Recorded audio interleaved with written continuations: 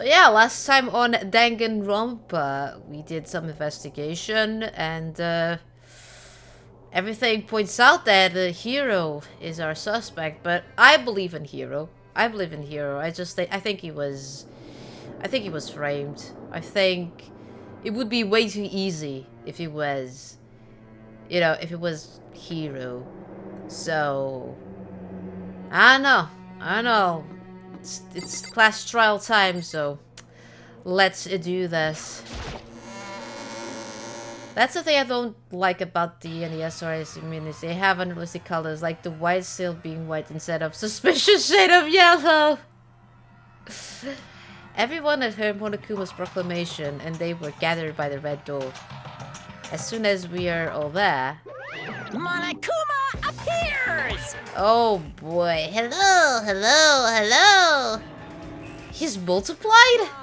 No, not multiplication. It's just that, it just looks that way because I have an illusion.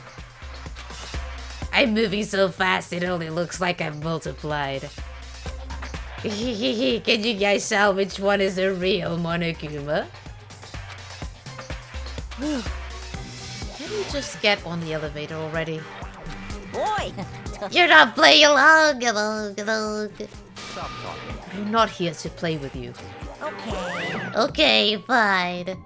Hey! Then if everyone's here and ready to go, please board the pain train elevator. I'll see you guys out there. Let's go. Okay then, shall we? Please! Hold on, I'm not mentally prepared yet. What the heck? You'll never be mentally prepared. You can't run away anymore, hero. You gotta pay for your sins. What the heck? I told you already, I didn't do it for serious. That reminds me, did you ever find the other costume or the note? Well, no, but... How unfortunate. Then it would seem we have our culprit. Hey. This isn't the place to talk about it. Save your accusations for when we get to the courtroom. That's right. She's right. Let's get down there first. Then the story can really begin. Yeah, good idea. That's right. I have to do it. I can't let whatever killed Hifumi and Taka get away with it. For everyone who's still alive, and for the two that lost their lives.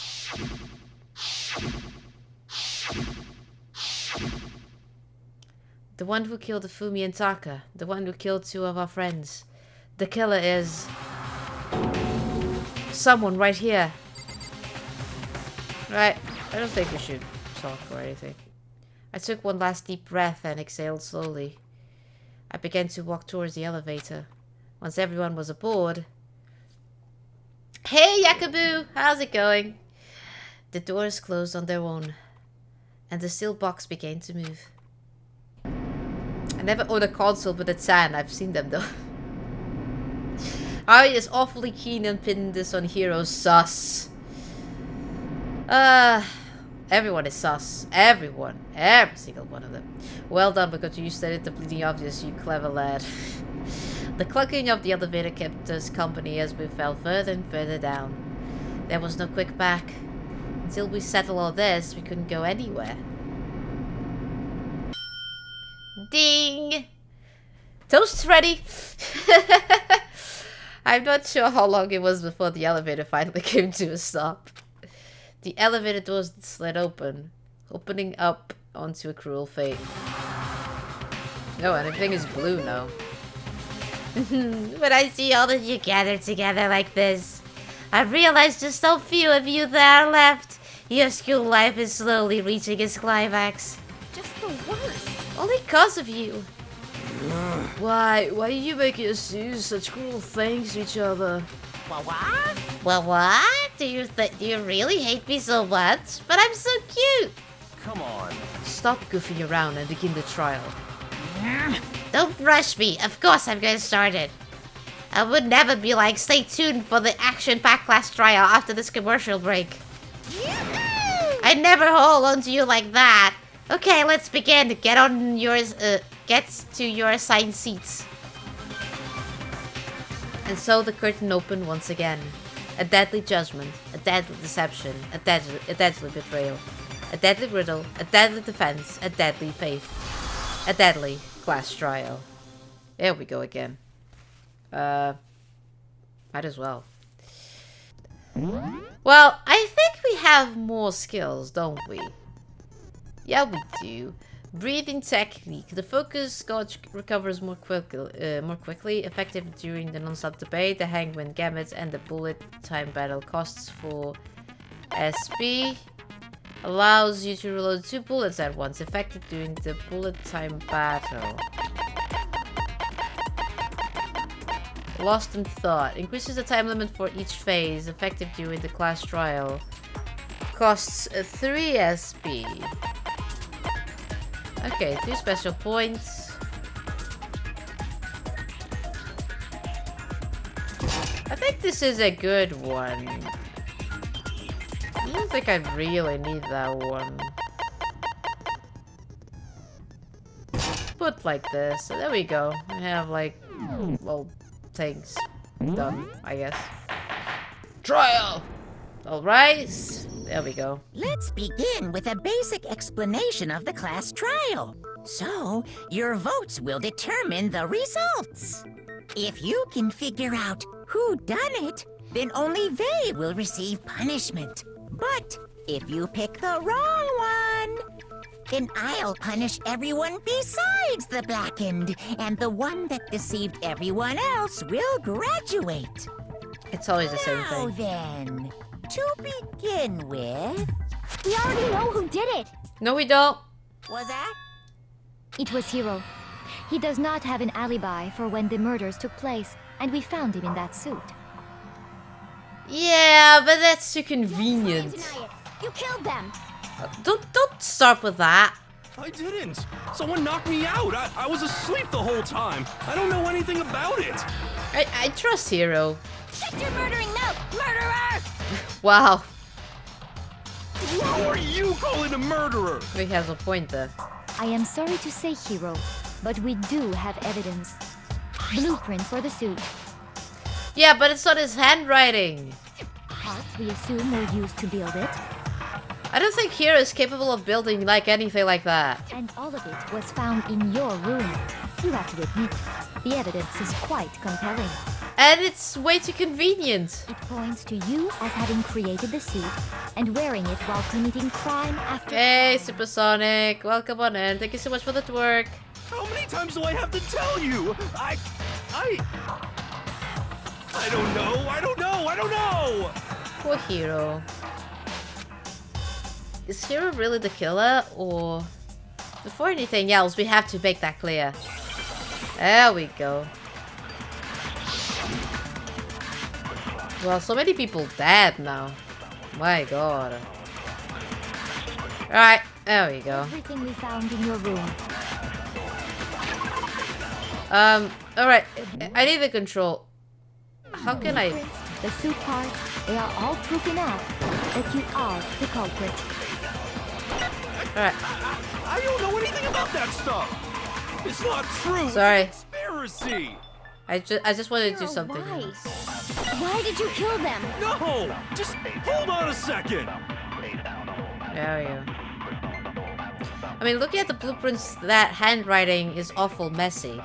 If I remember right, Hiro's handwriting is... Yeah, that's the Everything thing. we found in your room. Yeah, conveniently. Isn't The it? blueprints, the suit parts. Nothing's wrong. Yeah, and the blueprints, that handwriting, it doesn't seem like Hiro's handwriting. It's way too obvious. Are we sure Hiro really made those blueprints? Yeah. What do you mean? Well, take a look at this. It's the note that Hiro wrote, asking everyone Here comes the meet guitar. after their alter ego disappeared. The you ready? handwriting's obviously different. Wouldn't you say? It When you is. compare it to the blueprints, Yeah, that way you could think the same person made both of them. that handwriting is completely different. Unless that person made it a point to disguise their handwriting. No, the differences are bigger than that, I think. Come on. I'm not smart enough to think of trying to change my handwriting anyway. He has a point. He's not that smart. Hey, Jeff Yard, how's it going? Thank you so much for the work you like to work. So Makoto, Are you saying you don't think Hiro's the culprit? Yeah, I don't think he Not is. the only one. I think Hiro's innocent as well. Oh wow, Byakuya's on our side as well. Oh boy. What? Yeah. Even I, like, yeah. Then who was in that Robo-Justice suit? No need to disrespect my my boy Ichi like that. Ooh. Milkshake brings all the boys to the yard, and they're like, it's better than yours. Damn right, it's better than yours. Like you, but I had to check. Then who was in that Robo-Justice suit? Is it like Hiro said? Was there really someone running around in a second suit?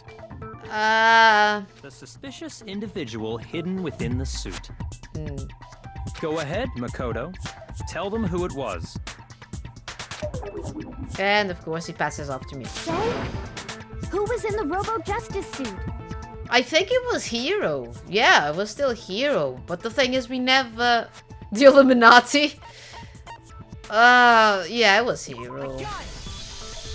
Other than Hiro, I can't think of anyone else it could have been. Because only that suit was made for him. Only he could fit in there. They tried it. Hina tried it, Makoto tried it, but it was too big for them. Obviously, he was the one in that particular suit. And we never found any kind of second suit. Yeah. Then there can be no doubt. Hiro is the prime suspect. Nah. Oh, I just bet everyone goes through an awkward phase as a teenager, right? That doesn't make any sense. You just said Hiro didn't do it. And he didn't. It makes perfect sense. Hiro was the suspicious individual in the suit, but he's not the culprit. Exactly. So what you're saying is... Oh, for frick's sake. That's right. The culprit in this case has nothing to do with being in the Robo-Justice suit. Yeah, I feel just like is a way for being just like, oh yeah, the only Hero could fit in the suit, and we just have like a certain word of someone that the Robo-Justice was going around, so... What? Yeah. Now that's a bold assumption. And what reason do you have to make such a statement? You do have a reason, yes? Of course. But before we get to that, there's something else we need to clarify first.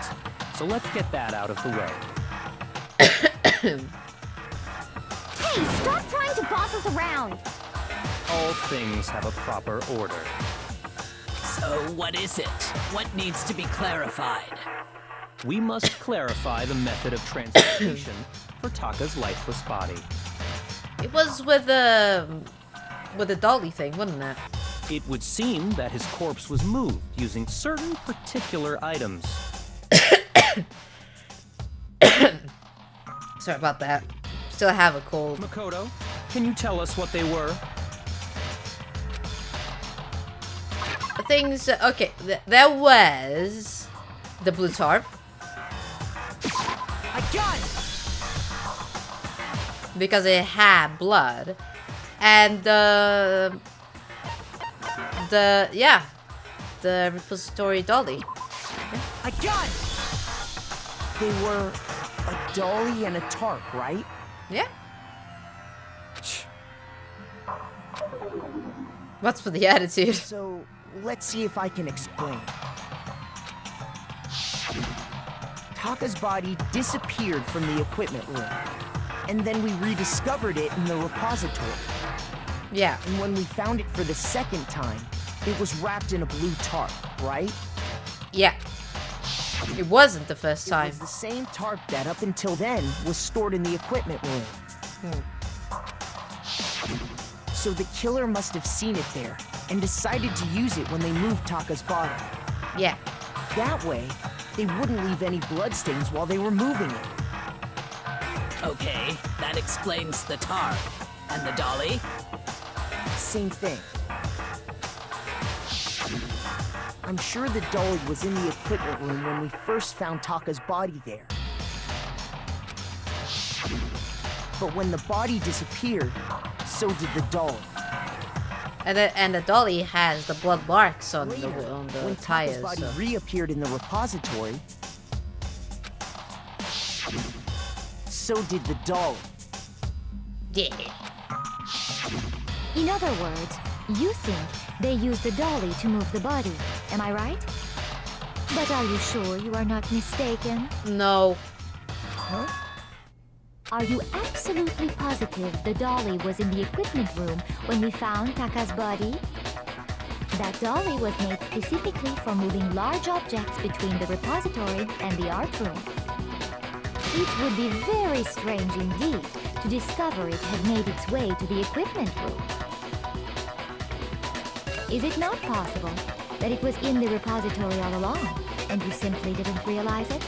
No, because it has blood marks on the freaking tires. An objection? How do you respond? There is no shame in being wrong, and nobody expects much from you anyway. Nah.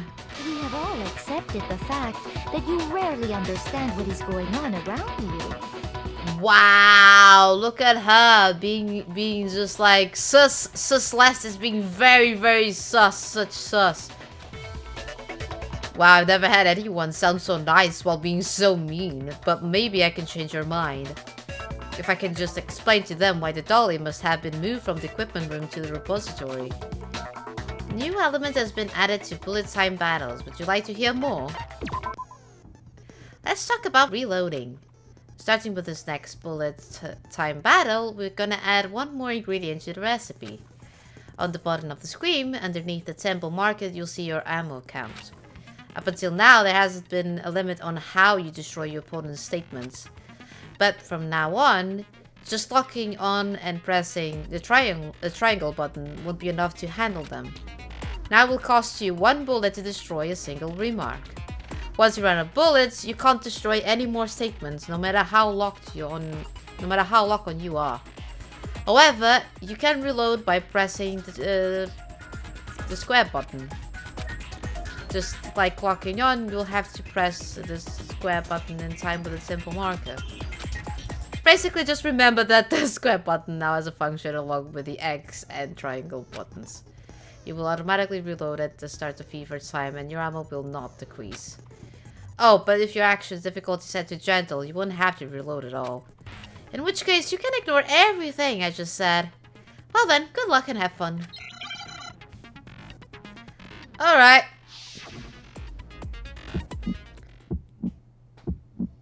You had it wrong. I cannot agree. You are a fool. So pathetic. Lies will get you nowhere. Do your worst. Away with you. You miserable wretch. I cannot agree. You are a fool. Lies will get you nowhere. Do your worst, you miserable wretch. You had it wrong. I cannot agree. You are a fool. So pathetic. Lies will get you nowhere. I cannot agree. This should prove it. There we go.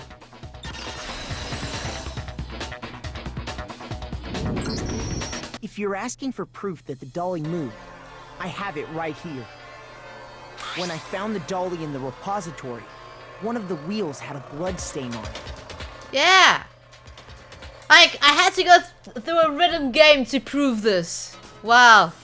There was a pool of blood in the equipment room with a tire mark in it that matched the dolly wheel's tread. The killer probably rolled the dolly through the blood on accident as they wheeled the body out of the room. I don't think it was an accident. I think it was more in a rush. And as the blood dried Because on the tire, they moved everyone the was body to the moving. repository. Everyone was moving. So the person that did it, it needed to do really fast as well. So I feel it's not... Yeah, didn't realize. It just was like in a rush mode. So there's my proof that the dolly was used to move Taka's body. Yeah.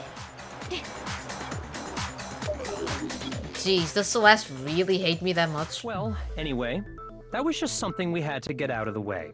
Let's get back to the main subject. Yeah, the subject of how Robo-Justice didn't do it. Because if it's not a killer robot, then what kind of robot is it? Oh my god. I'm not sure that really matters. Yeah, it doesn't matter. I'd be happy to explain why the occupant of the suit couldn't possibly be the killer. If you look back on how the body was transported, it will become immediately obvious. Yeah, because he couldn't bend. He couldn't bend with the suit. They pretty much stated that it was impossible to bend with the suit. So if you were wearing that to carry the body on the dolly, how would you do it? You couldn't bend. So, yeah. If I look at how the body was moved, it will be clear why the person in the suit couldn't have done it. What does he mean by that? Like, we stated that, Makoto! God damn it. Robo Justice costume. As we know, Taka was killed in the equipment room. Yeah. And from there, the body was moved to the repository, correct? Yes. The culprit wrapped the body in the tarp, Yes. then loaded it onto the dolly and wheeled it off, right? Yes. Now, keep in mind that the dolly doesn't have a handle. Yeah. Well, yeah, but even without a handle, all you'd have to do is bend over. Which you can't. No, it's wrong.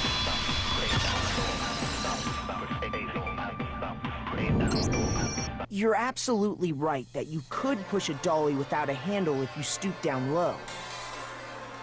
But if you were wearing that suit, do you think you could actually get into a position like that? No. What do you mean? Oh, for fix's sake, Hina! You tried the suit. You were the one that said you couldn't bend. Think back to what you said when we were all checking out the suit together. Remember?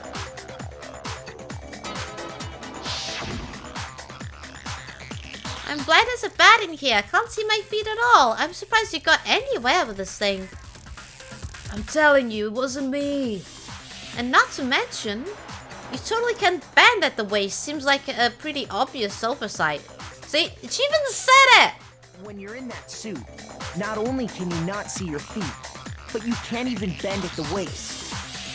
I always eat a thick as maple syrup during winter or willfully abuse. Yeah, it's just like, she was the one that mentioned that. And it's just like, why? Why? I'm just like, dude. Now that you mention it, yeah. Oh yeah, now she, yeah, okay. It seems like it'd be awfully hard to push that dolly if you couldn't bend over. Yes. Well, what's to stop you from simply pushing the dolly with your feet? Like Celeste, like really, like pushing the dolly with your feet, like doesn't work like that. When you can't even see your feet? You really think someone could kick the dolly all that way? Yeah. Yeah, it'd be totally impossible. Not that I can say for sure myself. Hello there. Welcome on in. On top of that, if you were wearing such a rigid, cumbersome suit, it's very unlikely you would have the dexterity to go about wrapping the body in a tarp. Exactly. Like if you couldn't bend, how could you carry the body with a tarp? So it's like both things, really. It's like with not with your feet. What part can't see your feet does Celeste not get? She's like a goth Ioi, honestly. Well, I mean, She's being sus. it's a matter of taking off the suit when you're ready to move the body. But that's the thing, he couldn't. He was strapped on the suit.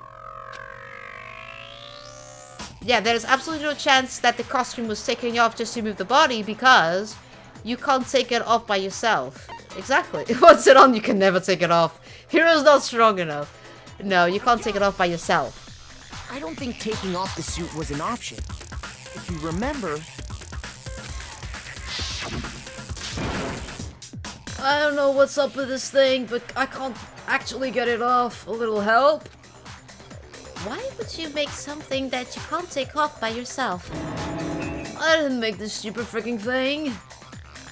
There's a clasp on the back that's keeping you from getting off. It looks pretty sturdy. I don't think you can get it off on your own. You don't really have a choice. Let's help him. That's true.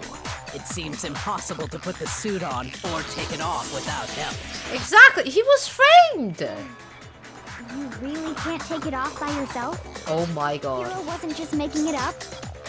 Hina, for the love of God, we stated that. We have stated that. You saw it. Of course I wasn't making it up. Oh my god.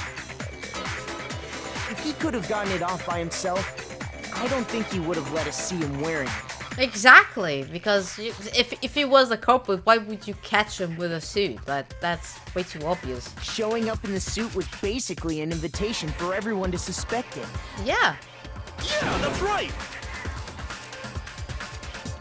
So, it's really, really true that Robo Justice couldn't have moved the dolly? Oh my god, Hina! For the love of God. Here, whoever did move the body, it couldn't have been Hiro in the robot suit, correct? Yes, we've been trying to say this for the longest time. Yes. No, wait. Just a second, if you please. Oh. Have you forgotten about the picture that I took? Oh wow. You caught me with a picture now. You all got a good look at it, did you not? The image of Hifumi being dragged away by Robo Justice? Well, it's a funny picture though. I know. If whoever was in that suit is not the culprit, how do you explain that?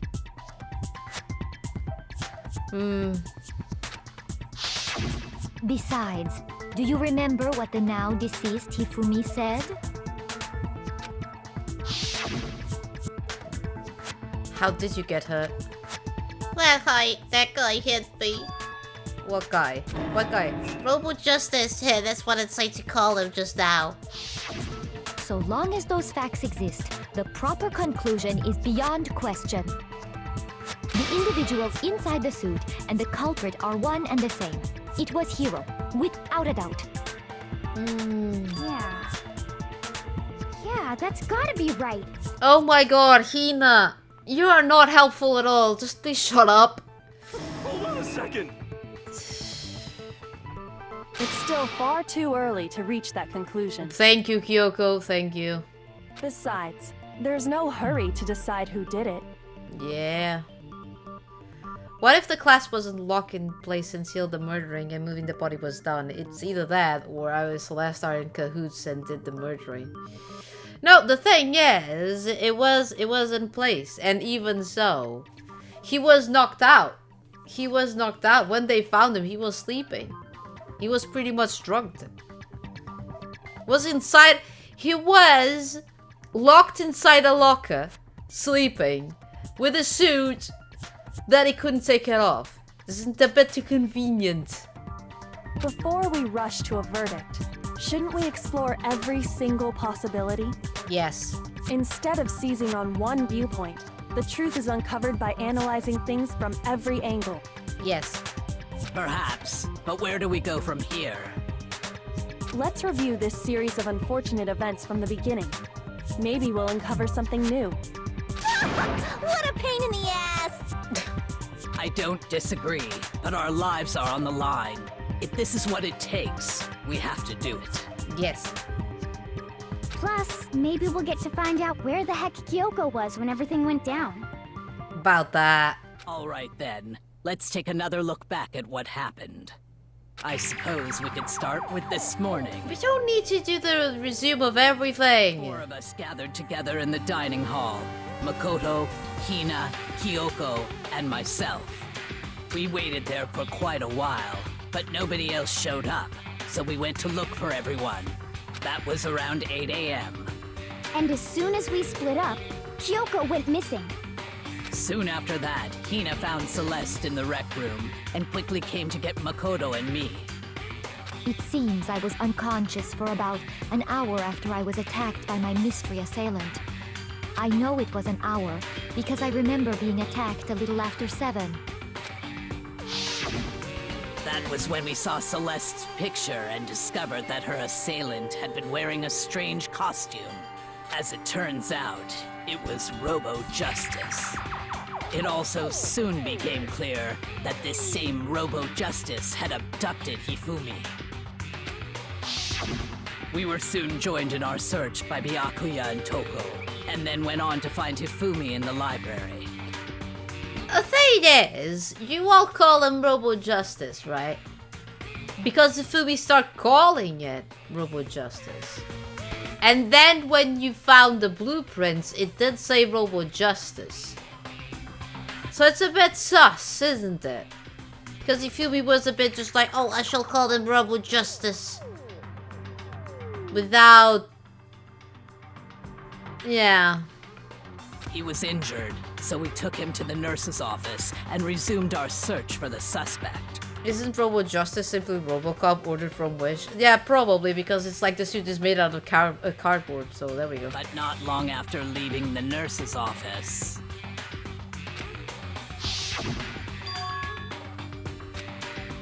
What's wrong? I saw a shadow, something moving around at the top of the stairs. When Celeste told us that, we decided to split up and search the second floor.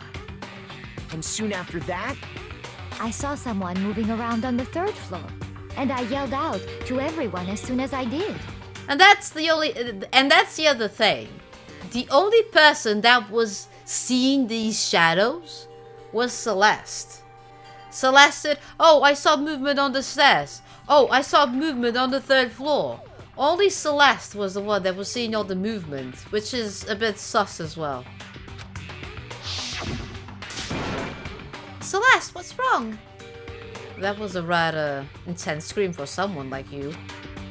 I saw him, the strange costume man. He ran off as soon as I screamed. I was blocking the stairs, so he headed further down into the hallway and disappeared. and then... Yeah, again! Oh, I saw him, he went there. Like, nobody else saw it. And then we heard the Hifumi screaming. Huh? What was that? That came from downstairs. It must have been Hifumi. Hifumi is in the nurse's office. This is bad. Come on, we have to go back. At that point, we decided to divide up into 2 groups. Yeah.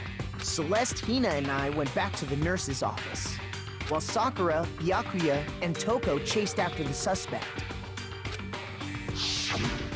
When we got back to the nurse's office, we found Hifumi, dead. And that's when we heard the body discovery announcement.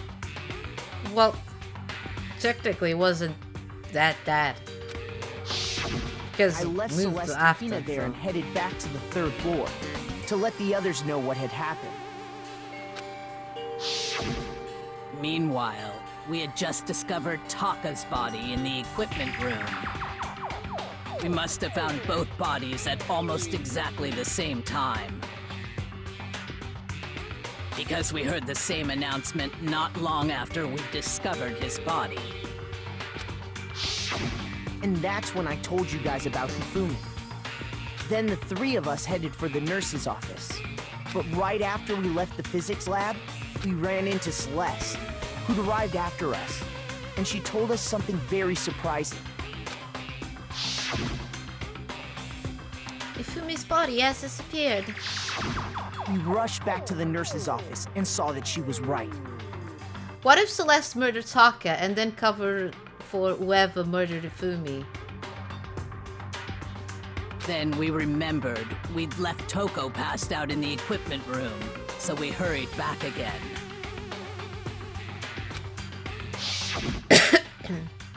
This can't be happening.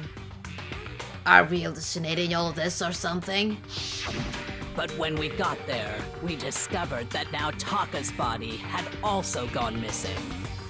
Yeah, it was a bit like We knew going everywhere. school for 2 missing dead bodies.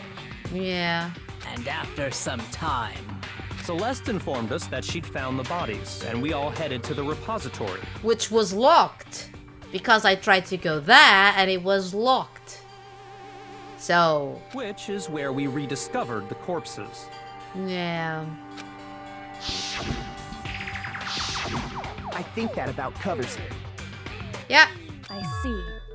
The whole thing sounds exceptionally complicated. Yeah, it was pretty much like a wild goose chase. It certainly seems to me that these are not a simple series of connected events. Yeah. Okay, well, if that's true, then what? Rather than a single series of events, I think we have to consider each murder a separate situation. And from there, we can uncover the contradictions surrounding all of them. Now then, let's get started, beginning with what happened to Taka. The contradictions hidden in what happened to Taka?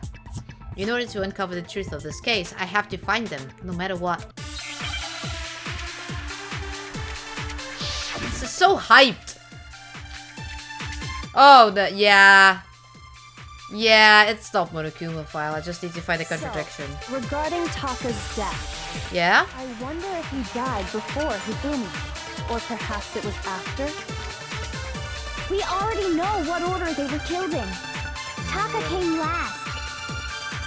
What makes you say that? I don't think it was. Because of the numbering of the justice.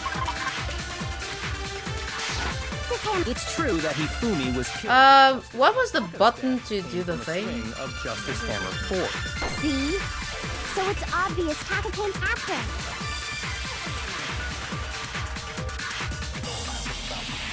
So, regarding Taka's death. Yeah, I need to see the controls. Oh, great. I forgot the focus one. What is it? Select the truth bullet, fire bullet. Flashback. I wonder if he died it's this before Hifumi. Or perhaps it was after? We already know what order they were killed in. Taka came last. What makes you say that? Because of the numbering of the Justice Hammers. No, it's wrong. I'm starting to believe that not only is Hiro innocent, but there are two murderers at work. It's There's not no Hiro with reason to Celeste assume Aoi that the because he would cameras have were rolled used over in the same immediately order upon as their being numbers. Yeah, there's no reason to assume that the hammers were using the same order as the numbers because Taka died before 6 because of his watch, wasn't it? If anything, that's just another way the killer tried to disguise their actions. Yeah. You're saying the culprit wanted us to think the hammers were used in order, but in reality, Taka was killed before Hifumi? Okay then, let's see the proof. Yeah, because at the end, this is a bit like convincing people that it starts from like the small hammer to a big hammer. But what if it was all the way around it? It could have been all the way around it as well, so. Evidence that proves that Taka was killed before Hifumi. The murder is third collapse. There's something that relates to what time he must have died. Oh, for frick's sake. His wristwatch, shouldn't it? Yeah. I need an eye. Where's the eye? Hello. Wrist. Oh, for frick's sake. Wrist. What? I am impatient and I already did a mistake. Oh, for frick's sake! I want to put everything in there, you know? I want to put everything in there. Ah, whatever. I got it! Taka's wristwatch! I want to write the whole freaking word. See? Look! It broke with the hands pointing just past 6 o'clock. It must have gotten broken when he was attacked by the killer. Because as of last night... Hey, you, how long are you going to keep us waiting? Taka's irritated voice pierced the air as he stared pointedly at his wristwatch. It's almost 7 o'clock, you know that? Bedtime for all little boys and girls. So if it wasn't broken after 6 last night, then he must have been attacked around 6 this morning. Yeah, exactly. And that would be his official time of death. But if that's true, then he was killed well before Hifumi. Yeah. And before Celeste was attacked this morning, which happened around 7. Yep. That's right. Taka was killed before any of the other incidents took place. That simple fact slipped past all of us. We made the wrong assumption about the order of events, all because of those justice hammers. That's exactly why the culprit wrote the numbers on each hammer and had them increase in size. Yeah, just to like trick the mind to thinking that the hammers were getting bigger with each case, with each time. So it's a bit just like, That way, when we saw how they were used in each incident, we'd easily make that wrong assumption. yeah, exactly. Now, if Taka was killed around 6, then everyone's alibis for his murder go out the window. Oh boy. Everyone is guilty at that point. Because when he was killed, we hadn't met up in the dining hall yet. That may be true in the case of Taka's murder. But all of our alibis still hold true for Hifumi's death. That's right. With him, at least, we're all safe. Are we?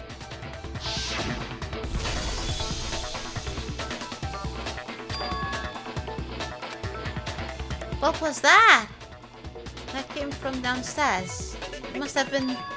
Hifumi is in the nurse's office. This is bad. Come on, we have to go back. When we heard Hifumi screaming, we were all together. Except for Hiro and Kyoko. The issue on this is just like... And that's where we found his body. The issue on this is just like, he wasn't really dead. Because he did came back when we found him.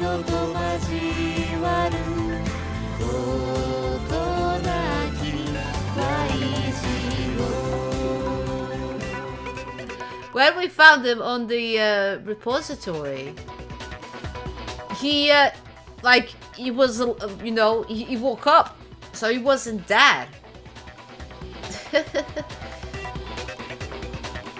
Then we all ran down to the office and that's where we found his body. Yeah. That's totally true. We're all in the clear. Oh, I know! They must have recorded him screaming on a tape or something, then played it later on! No, Hiro, no. If that's true, where's the tape? Yeah. I don't know. Don't just go making stuff up. Oh my god. Anyway, we all have rock-solid alibis for when we heard Hifumi scream. Since all of us were there together, clearly none of us could have killed him. At that point, yeah. And it does not stop there. There was also the moment when we discovered his body had disappeared. When his body vanished from the nurse's office, Hina and I were in the bathroom together, while everyone else was in the equipment room, correct? And then there's the disappearance of Taka's body from the equipment room. At that time, we were all gathered together in the nurse's office because of Hifumi going missing. Well, don't forget, I was passed out in the equipment room the whole time. Wow, she's so proud of that.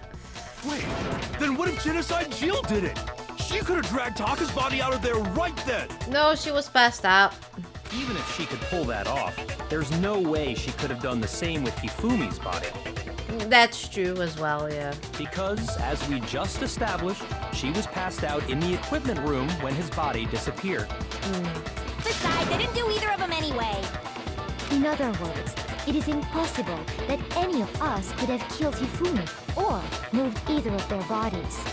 On the other hand, Hiro and Kyoko had disappeared, so they most certainly could have done those things. I like how she says Kyoko's name, Kyoko. So what now, Kyoko? For now, we can't get fixated on who did it, or we'll just keep going around in circles. Oh. So instead of who, I propose we start talking about how. Yes, it was Majima. In particular, I think we need to figure out how Hifumi's body got moved. That's true. We searched everywhere, but we couldn't figure out how to explain his body disappearing. And it's a bit weird, isn't it? From the first floor to the third floor. And he's a big dude. He is a big dude. And according to what Celeste said, We could not have been gone for more than 1 minute or 2, though. So then the killer was able to get in and move Hifumi's body in that short amount of time. It would seem so. his body apparently disappeared in the 1 minute her and Hina took their eyes off of it. Yes, yes, yes, yes. That's what happened. It was me. They haven't been playing Yakuza. So there we go, Supersonic. Play Yakuza. Otherwise, the same fate may happen to you. Just saying it. carry that much weight from the first floor up to the third in that short amount of time? Oh man, yeah! There's no way! It'd be impossible! Well, what if I told you there was a way to make Praise the the meat. impossible possible? Ooh. What? How? If the dead body were to move itself. Exactly! Exactly! Hifumi wasn't dead. I don't think Hifumi was dead, was he? We just assume this is a bit of assuming things. The person that is the real culprit just made it so people would assume things. This is how all assuming, oh, that happened. The order of the hammers is like all assumptions. Getting everything on the wrong assumptions.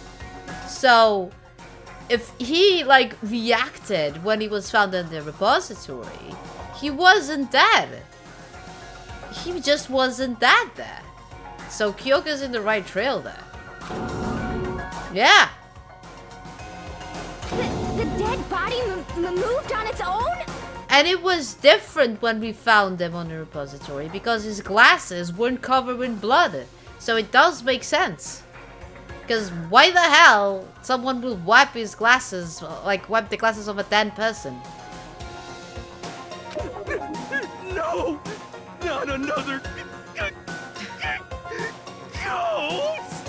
It's okay here, it's okay. I don't think it has anything to do with the occult.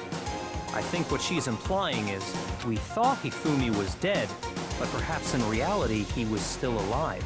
Exactly. He was alive? Listen, you saw him say the names. It's like, oh, I see the light.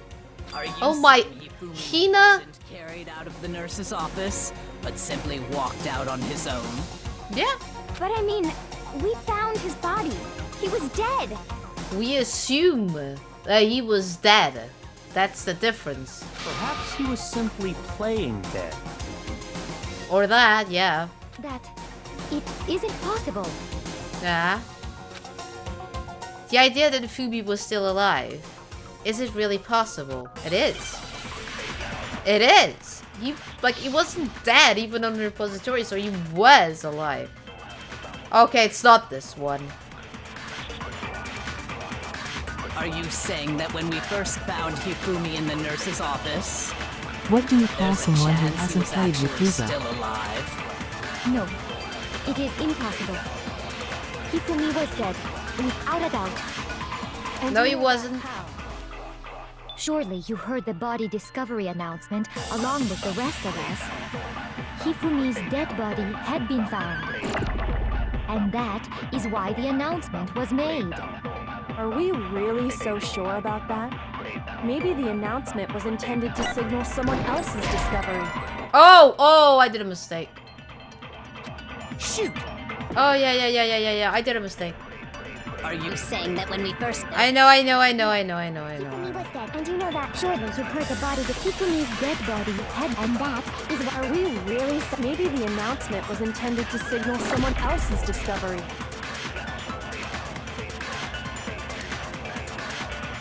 Yeah, and it was only made once, the body discovery announcement. And they did say that they found Taka's body and Hifumi's body roughly at the same time. So Are you saying that when I we think it first was so found well Hifumi in the coordinated nurse's office, that when both groups found out, he's still alive? oh my god, No. It is when both found each, supposed dead bodies. And you know that how? Surely you heard the body discovery They announcement just assumed Hifumi along was with the dead as rest well. of us. Hifumi's dead body had been found. No. No, it's wrong!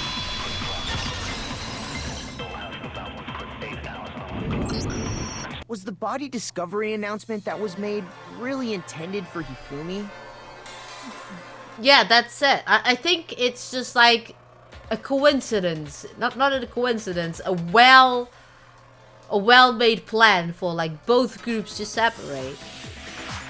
And then each would find, like, Taka's was dead. Taka was absolutely dead when Byakuya and Sakura and Toko found them. But Hifumi wasn't dead when Makoto, Hina, and Celeste found them. There was the assumption that Hifumi was dead because they heard the body announcement as well at the same time. Of course it was. The announcement played right after we discovered his body. Maybe. But that was also the same time that Taka's body was found. And the thing is, if both were dead, it would be 2 body announcements, not just 1. That's right. It wasn't long after finding his body that we heard the announcement. So there's a good chance we've made a mistake in there somewhere. I think we've confused whether the announcement was for Hifumi or Taka. And the thing is, the moment you found that we found Hifumi again, the body announcement played it again. So... First of all, if 2 bodies had been found, yeah, there really should have been 2 announcements. Exactly. Maybe Monokuma simply got... No, it didn't. Because he played it when we found Hifumi. What do you say, Monokuma? Any comment? Well, it's a very sensitive issue, so I can't go into too much detail. But what I can say about the body discovery announcement is that it's only broadcast when 3 or more people find a dead body for the first time. That didn't answer our question, man. We're asking if you're a lazy bum. And the thing is, both groups said 3 people. So it was well made how they like split up and stuff like that, so... No, actually, that was plenty. Yeah, it was. It was because we have a sus at this point. Monokuma takes the whole murder mystery hierarchy very serious and makes 2 announcements. He would. He would. It's only broadcast when a body is discovered for the first time, which means even if we find the same body again later, he won't make the announcement again. Yeah. If that's true, then why was the announcement made again later on? Yeah, because then later Hifumi was really dead. Huh? Later on? Yeah. Exactly. We heard the body discovery announcement twice. The second body discovery announcement. The first time we played when we found each body in Nurse's office and the equipment room. And the second time was when both bodies were rediscovered just after Hifumi came back to life. No. I got it! We heard it a second time in the repository when we rediscovered the 2 bodies. Exactly.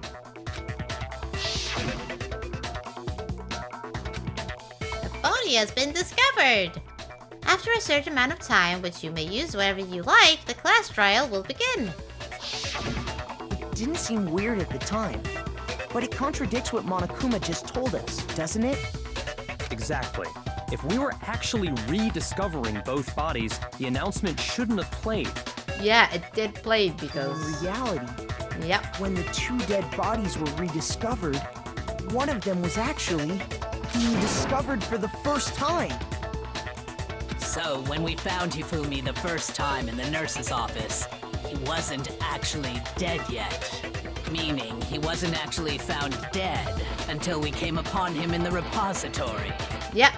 And that's just part of it. There's one other thing that leads me to believe he was still alive in the nurse's office. Oh, I know! What is it? We're gonna play dead! Bada bing, bada boom! No. That is the worst logic I have ever heard. But honestly, I do not think there's anything that can prove he was still alive. Okay then, let's take another look at the events surrounding the discovery of his body. Then it should become clear whether he was really alive or not. This whole thing is pointless. There has to be proof that shows Hifumi was still alive. I have to find it and show it to everyone. I've been losing hearts needlessly, so I need to recover. Yeah, Hifumi's glasses. There we go. We have something Well, in here's there. one thing we do know. Yeah? The first time we found Hifumi's body was in the nurse's office. Yeah? And then, while me and Celeste were in the bathroom, his body disappeared. Yeah, exactly. And the next time we saw his body, It was in the repository. Yes. But when you compare his body before being moved and his body after being moved, other than the change in how it was positioned... Oh, for frick's sake. Shoot! Really? Well, Oh my god. found him and then his body disappeared. And the next Alright. time we saw I'm it, being... it was in the repository. Might as well see everything. But when you compare his body before being moved and his body after being moved, other than the change in how it was positioned, Yes. there was no notable difference. It was! The glasses. There we go. This was the statement.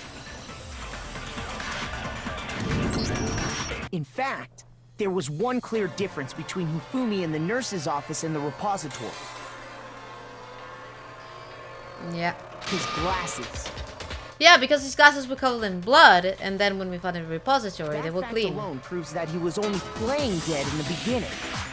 Perhaps you'd like to fill the rest of us in? When we found Hifumi in the nurse's office, his glasses were covered with blood. Yeah. But when we found him again later in the repository, they were spotless. And I found the item he used to wipe them clean in the nurse's office trash can. Which was the this. I got it! It was a glasses cleaning cloth featuring a certain cartoon mascot. Yep. One look at the bloodstain on the cloth should make things clear. This piece of cloth was used to wipe Hifumi's glasses clean. It's like one of your favorite characters, Princess Pudgy, whatever. And the mascot on the cloth is the same one that's on the digital camera, right? Yep. And whose digital camera was it? Hifumi's, of course. Yeah, because you love that character. The character was Princess Piggles from Demon Angel Pretty Pudgy Princess, I think. Yep, something like that. Oh, thank you so much for the hydrate and the posture check. I highly doubt anyone but Hifumi would have brought something like this to school. Yeah. I see your point. And the only people here who wear glasses are... I wouldn't be caught dead using a tacky piece of garbage like that. Oh my god. A few tissues is all I need to keep my glasses clean. Why did Hifumi kill Taka and faked his own death, but was then killed for real? Then there's no question. It belonged to Hifumi. So what you're saying is... What I'm saying is, the blood on his glasses was wiped away using his own glasses cleaning cloth. Yeah. Even if that is true, it does not mean he wiped the blood off himself. But who would benefit from a clean pair of glasses other than the glasses owner? Yeah, he has a point there. That's a good point. Then it must have been him, right? So Yep. let's assume that Hifumi was still alive in the nurse's office. He pretends to be dead. Then when he's alone, he wipes his glasses clean so he can see. Yep. Then he stands up and walks out on his own 2 feet. Yeah. And with that, the impossible task of moving his copious corpse becomes possible, wouldn't you say? Yeah. But then, if he was just pretending to be dead, what was with all that blood? Was it paint or something? Well, in the nurse's office, there's like blood in there on the fridge, isn't there? The fridge in the nurse's office contains packs of blood for emergencies. He probably used one of those. Yeah. He figured if he was gonna play dead, he should go all out, so he just dumped it everywhere. But he got crazy with it and had to wipe his glasses off when he was done. Oh, what an idiot! And if Hifumi was still alive at that point, the disappearance of Taka's body is easily explained. Yeah, because Hifumi becomes one of the sus people as well in there. It should be perfectly obvious who must have moved Taka's corpse. Yeah, because at that point, really, it's Hifumi. Taka himself. Yes, no, it was Hifumi. It could only have been Hifumi. Yeah. While we were all gathered in the nurse's office, he went to the equipment room and took Taka's body. That also explains how the door to the repository got locked. The door was locked? Yeah, it was. Well, after the bodies disappeared, we all went looking for them, right? Yep. So me and Sakura headed for the repository. I went there as well. But when we got there, the door was locked. And the repository door can only be locked from the inside. Which means when Hina and Sakura got to the repository, someone was already inside. And it could only have been Hifumi, who just finished stashing Taka's body there. But, okay, but someone else, like, even if Hifumi did, then how the hell did Hifumi appear dead? Like, someone else must have been with him inside the repository. He convinced us all he was dead, and when he saw his chance, he dragged Taka's body to the repository. Yes. So, Hifumi wasn't just another victim in this case. He was one of the assailants. Oh boy. But that means he took part in the murders. Yeah. Ashua did it! Hey, Colleen! Welcome on in. If you're having trouble, would you like me to show you one more piece of evidence? There's more? As always, Moo. Oh, absolutely. The single biggest fact pointing to his involvement has yet to be revealed. You know what I'm talking about, right, Makoto? Oh, the item note! off of Taka's lifeless body? Oh, yeah. Oh, yeah.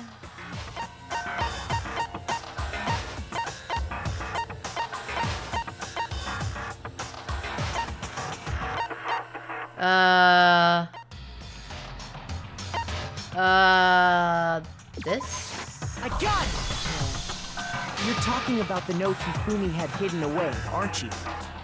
Yeah. Hidden note? Yeah. Because Taka was holding to a piece of paper. That's right. We found it stuffed in his pants. Oh my god. We found it. Stuffed in his pants. What? In his pants?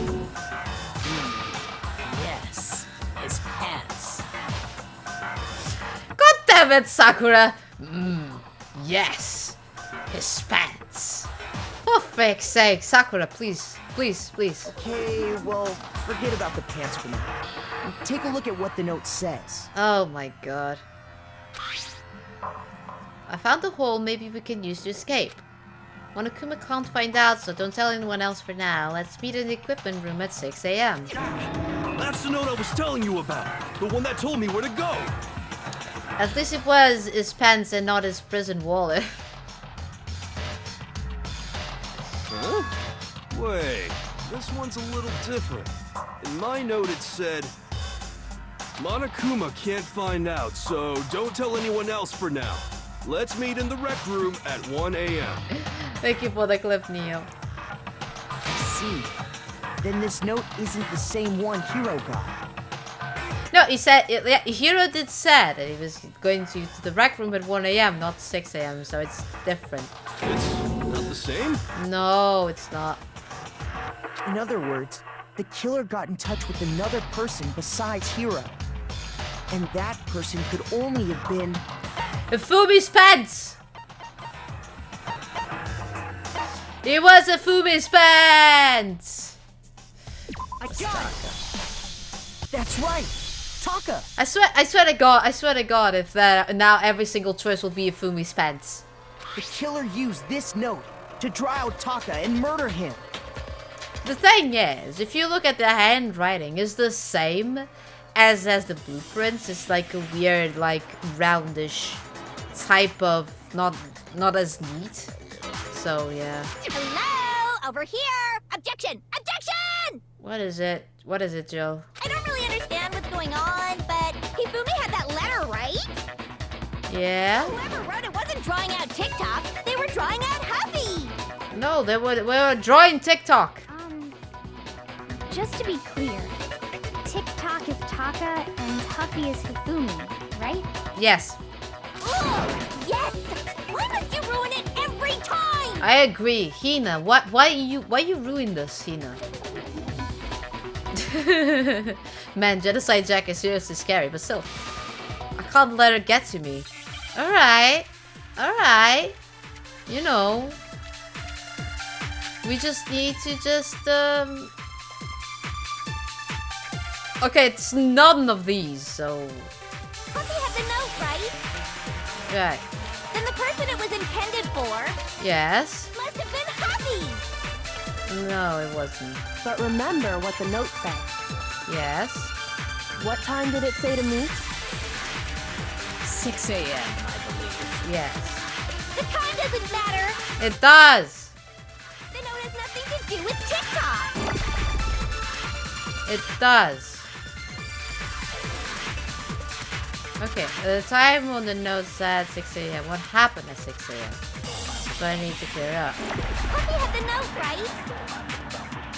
Then the person it was intended for Yeah. must have been Happy. No. But remember what the note said. What time did it say to meet? 6 a.m., I believe. I think this is the one. Doesn't matter. It does. The note has nothing to do with TikTok. It's not this one. All right. This is going to be hard for me because I'm not getting it. I am not getting it. Puppy had the note, right? Then the person it was intended for must have been Happy. But remember what the note said. Yes. What time did it say to meet? Yeah. 6 a.m., I believe. But the broken wristwatch. This is the broken wristwatch. The note has nothing to do with TikTok. Oh yeah, it's a broken wristwatch. I was being dumb. I was just being dumb. No, there absolutely is a connection. Yeah, I thought like it's like the second time that we were talking about the wristwatch, so I was a bit just like, do I need to talk again about the wristwatch? What the hell are you talking about? The note said to meet at 6 a.m., which is the same time Taka was murdered. You've already proven that using his wristwatch. Yep. But there's more. Look where the note says to meet. The equipment room, right? Yep. Which is where Taka was killed. I see. In Hifumi's pants, yes. So, Taka was murdered at both the time and place Oh, boy. written in the note. Yeah. I think that should be plenty to show that this note was definitely meant for Taka. Yeah. Well, when you put it like that. No further objections. Okay. And someone used that note to trick Taka.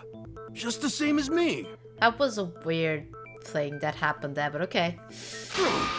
The culprit really is a cold-blooded monster. Telling people they found a way out. Colleen did it. No, she didn't. How dare you? But if they gave the note to Taka, what was Hifumi doing with it? Hifumi tried to rip off the notes so it wouldn't be any clues, but Taka still kept, because he was dead a certain way, a piece of paper like was kept inside his hand. Stuffed down his pants, no less. Oh, here we go with the pants. Most likely, Hifumi stole it off Taka's corpse after he died. Yeah. Huh? He stole it? Yeah, in a way, yeah. Here's your proof. Go ahead, show us. Yeah, he was. And now it's this one because he was like he kept the scrap of paper, like he just ripped up the paper out of his hand, but that scrap of paper like remained inside the Taka's hand, so I got it! yeah. When I searched Taka's body, I saw that his lifeless hand was gripping a small scrap of paper. Yeah. If I'm right about this, the sheet of paper this piece came from is... I knew it! It fits perfectly with the note we found hidden on Hifumi. We stated this. Then Taka's scrap and Hifumi's note. Yup, they're from the same piece of paper. Hifumi had the note meant for Taka, while Taka's corpse still grasped a small piece of that note. Yeah. There's only one way to explain it. Taka died clutching the note, Hifumi tried to free the note from his death grip, leaving behind only one small scrap. Yep. Did I get all that right? Yes, Sakura, yes. That means Hifumi knew the note was important. Exactly. Which proves that he was an accomplice in the murder. Whoa. Yeah. After seeing all this, Hifumi was super involved in this whole thing for sure. In fact, he was behind the whole thing. In fact, he's still alive. No, Hero, he's dead. Sorry, no. Yeah. When we found him in the repository, Hifumi was truly and completely dead. Well, not technically. He died like 5 minutes after, but okay. The second body discovery announcement proves that. Yeah. So then, who killed Hifumi? That's the question, isn't it? Whoever did is the mastermind, the true killer. Because Hifumi, what we stated is Hifumi is the accomplice there, so yeah. Completely dead as opposed to only 75% deceased. He was killed in the repository.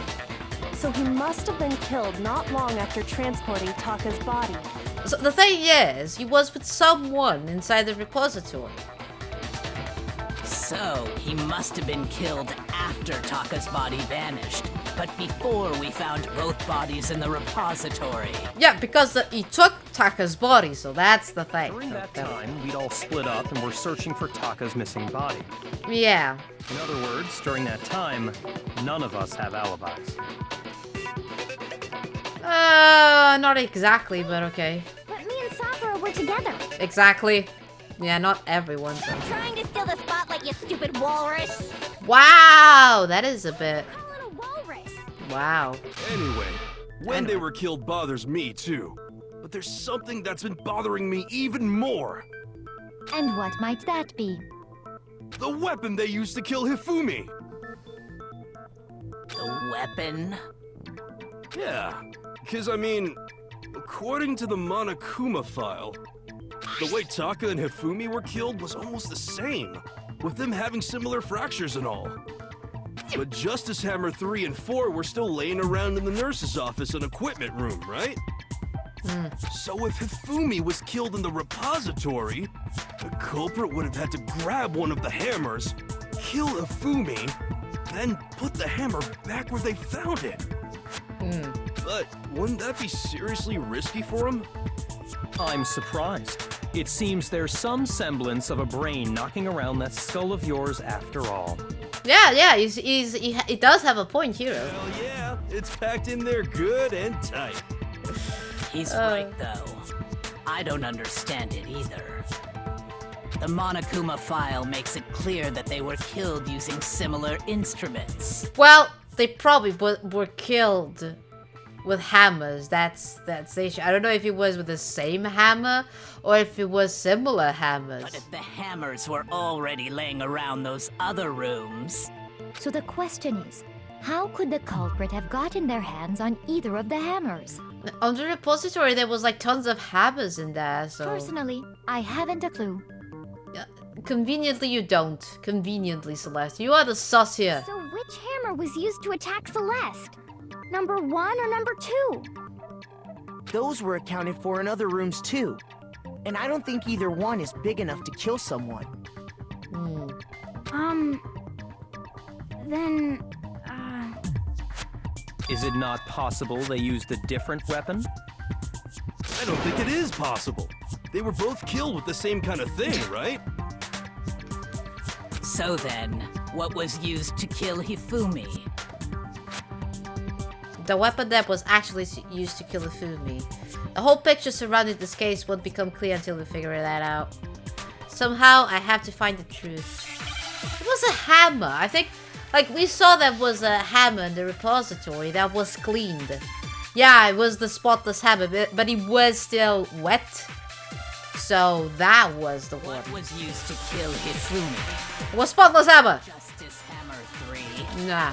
Maybe Justice Hammer 4? No. Well, whatever it was, there's one thing we have to figure out.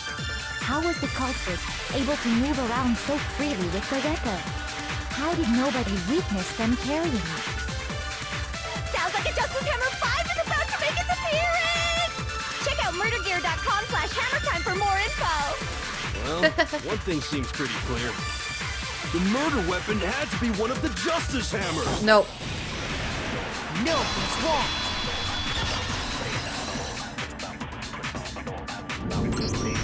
The murder weapon wasn't a Justice Hammer at all.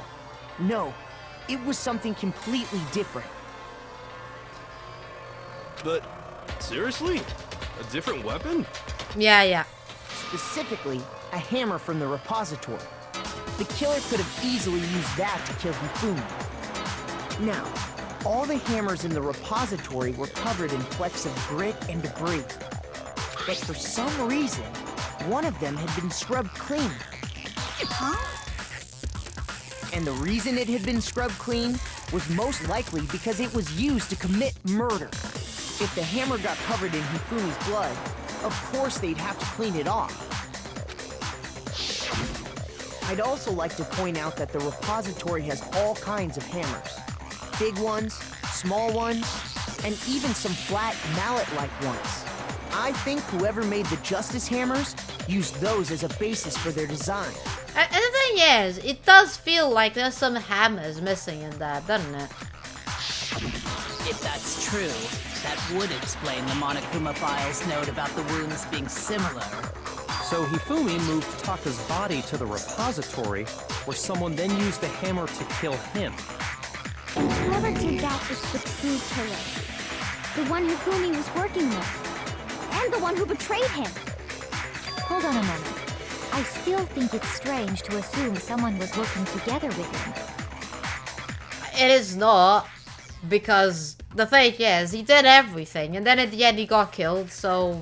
The way the graduation rule works, there is no benefit to helping someone else carry out a murder. True, but I don't know. Celeste, you're still sus on all of this because I don't know. So the idea that anyone would work together like that is simply ludicrous. We talked about this, did we not?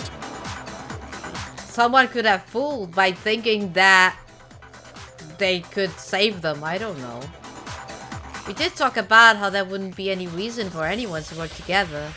At least that's what we thought at first, but... Make your argument! Again, the spotless hammer. I know it's not this one. Alright. Based Alright. on the rules that have been laid out for us, Yeah. even if more than one person is complicit in the murder, Yeah. only the one who actually carried out the act can graduate and survive. Yeah. Assuming the rule holds true, it is simply impossible that two people work together on this. That is how the rule was explained to us. But that only really applies if there's one murder, right? In this case, however, there were two murders.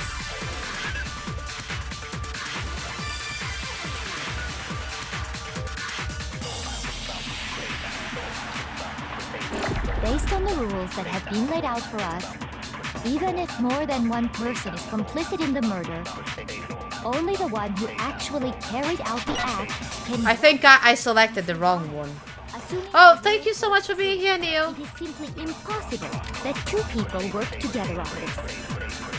That is how the rule was explained to us. But that only really applies if there's one murder, right? Yeah. In this case, however, there were two murders.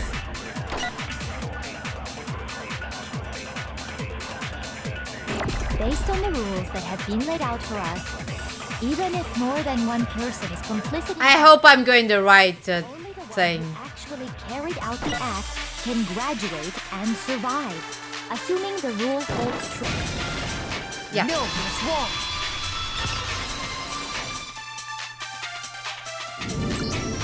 Since there were two murders, it's at least plausible that more than one person was involved. What do you mean? If there'd only been one murder, then yes, the idea of an accomplice isn't really worth considering. Naturally, If only one person can be saved per murder, an accomplice has no risk versus reward benefit. Risk versus reward benefit? The payoff for working together. The reward that balances out the risk of taking part in a scheme. There's no point in being someone's accomplice if there's no benefit to you. Exactly. However, if there were some potential mutual reward for the risk, then cooperation becomes possible. You're saying that two people could act as each other's accomplices to commit two separate murders. I think that's what the true killer told Hifumi. They would each have an accomplice for their crime. So they tried to just say like I murdered him. You murdered that, and you appear to be like dead on that, because it was like two murders. So there wouldn't be like just one blackened or something like that in there. And based on the case's events, Hifumi would have been the first one to act, murdering Taka. Yeah. They made him carry out the first murder so he couldn't back out of helping them later on. So in this case, there wasn't one single person committing multiple murders. Instead, each person killed someone, creating two separate incidents. Yeah. And it only looked like one person because that's how the true killer designed it to look. A single suspicious individual, a similar weapon used in each crime, disappearing bodies. By creating one seamless set of circumstances, they made it look like one person was behind it all. Which was Robo Justice. The mastermind picked their target and managed to convince him to go along with their plan. What if the murders intended to be each other's alibis, but Hifumi was betrayed? I do feel you're onto something there, Numpty. And then, to avoid the no accomplices rule, they simply killed their accomplice. Yeah. You see? Because at the end of the day, Hifumi was strict that each other would be each other's accomplice. But in the end, the true mastermind just pretty much killed him. That was the betrayal there. So yeah. Which, if true, means that betraying Hifumi was part of the plan from the very beginning. Yes, it was Ben. Oh my god, you found out, Colleen. It was Ben. That's just awful. How could anyone be so cruel? True masterminds rules out hero unless he's great at acting. You think so? I can't help but admire its cunning. Still, their choice of accomplice seems odd. I think for someone to control Hifumi, it needs to be someone that Hifumi really just would take all the orders out of it. And yeah, there's only one person that fits in that. The effort made to convince us the two murderers were the same. That was the main characteristic this time. Kyoko must have noticed that fact from the very beginning, which is why she said not to look at this as a series of connected events, but entirely separate incidents. Kyoko is really amazing, although, when you think about it, she's almost too amazing. Like, it's almost unnatural how good she is at this. I understand how an accomplice could be involved, but then who was the one pulling Hifumi's strings? Yeah, that's the thing. Who here has the power to control Hifumi? Who here has made Hifumi more like a servant than anything else? If you think a bit, you pretty much know who the sus is. A true killer manipulated Hifumi to carry out a number of actions, and in the end, murder him. In the debates up until now, the way the case has unfolded, when you consider all that, there's really only one person who seems to fit.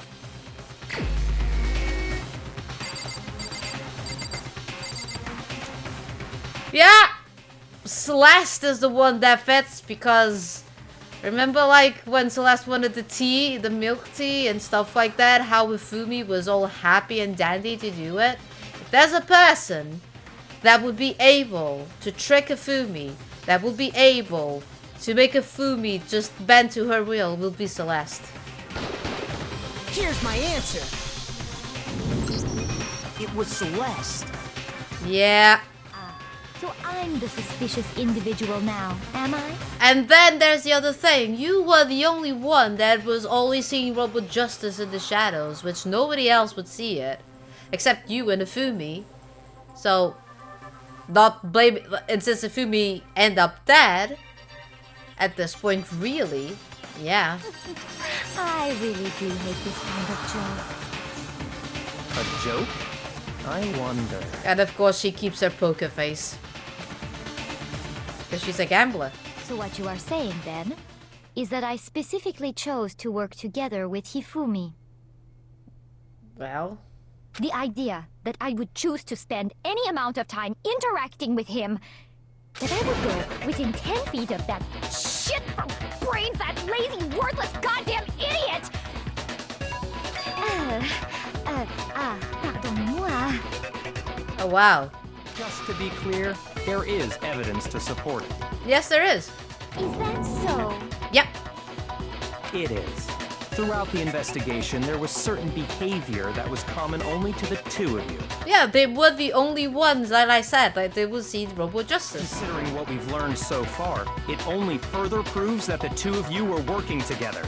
Conveniently wise. Yeah. Encountering the suspicious individual. Yeah. The behavior they had in common has to do with the suspicious individual in the suit, doesn't it? I think Hifumi's difficulties interacting with other people would make him an easy prey. Even though Hifumi was always saying that he was more into 2D than anything else. Like, if you paid attention in the game, you could see that Celeste could control him easily. Specifically when there was that tea episode that she was like, Hifumi, go make me some tea, and it makes the tea, and then she pretty much throw into her face, and he's just like still fine with her and call her, you know, oh yes mistress or whatever. So yeah, you know. The only ones who ever actually saw Robo Justice firsthand were Celeste and Hifumi. And Hifumi was the one that named the suspicious individual as Robo Justice, so... And technically, Hifumi was the more otaku person to have created a thing like that, since it was like fanfic, he would go to conventions and stuff like that, so... If it was someone that did create Robo Justice, it would be Hifumi. He was happy with any sort of interaction, even if the other person was a toxic piece of crap, yeah. Shush. The adults are talking now. What? What is it? Byakuya? What the frick? Sorry. Don't say sorry. As he said, only Celeste and Hifumi ever laid eyes on the costumed individual. Yeah. If we accept that Hifumi was one of the culprits, we can't help but suspect what Celeste has said as well. Are you saying everything they told us was a lie? Pretty much. After taking Hifumi to the nurse's office, we all began our search for this individual, correct? Remember, Celeste is a gambler. Remember. She knows how to fool people. She knows how to make people think of different, like, assuming different things. You know, that's what a gambler does. And not too long after that, do you remember what Celeste said? The only story that is acceptable is I'm sorry you're such a knobhead. Yuck. I saw a shadow, something moving around at the top of the stairs. We headed to the second floor specifically because of what she claimed to have seen. Like, we were moving because of everything she was seeing. We were separated into groups because she pretty much said it. Next, to draw us all to the physics lab up on the third floor, She let out a blood-curdling scream. Yeah. and when we'd all come to see what was wrong, what was it she said? Celeste, what's wrong? That was a rather intense scream for someone like you. I saw him, the strange costumed man. He ran off as soon as I screamed. I was blocking the stairs, so he headed further down into the hallway and disappeared. Once she'd done her job of getting us all up to the physics lab, Yeah. It was time for her partner to get to work. And then this is when Hifumi screams. And then we're just like all surprised because we thought that Robo Justice was on the 3rd floor. And then we just like going to go after him. And then, yeah. That came from downstairs. It must have been Hifumi. He's in the nurse's office. This is back. Come on, we have to go back. It was to get us to divide into 2 groups. So that we would discover both bodies at the same time? Yeah, and specifically 2 groups of 3. So you be fooled. In fact, Celeste was precisely the one who proposed that we split up. Yeah. Then why don't we split into 2 groups? I'll lead the hunting party. That seems much more interesting. Very well, then Makoto and Hina, you come with me to the nurse's office. She specifically created a situation that a group of 3, like they would split it in groups of 3 without them even realizing it. Like a true gambler. Because, you know, 3 would go to one side or the 3 would go to the other side. It didn't need to be that way. 2 of them could have gone and most of them could have gone after Robo Justice. But she created the situation and then nobody noticed that. Because for the body announcement to be revealed, it requires at least 3 people to see it. So, if separated the groups into 3, the moment they saw Hifumi, and the moment the others saw Taka, and the same body announcement more or less at the same time, it will fool them. So yeah. Well, if Celeste that is really smart though. Working together, all those chance events suddenly become connected. Yeah. And on top of that piercing cry of yours early on. Yeah! That was to signal Hifumi, wasn't it?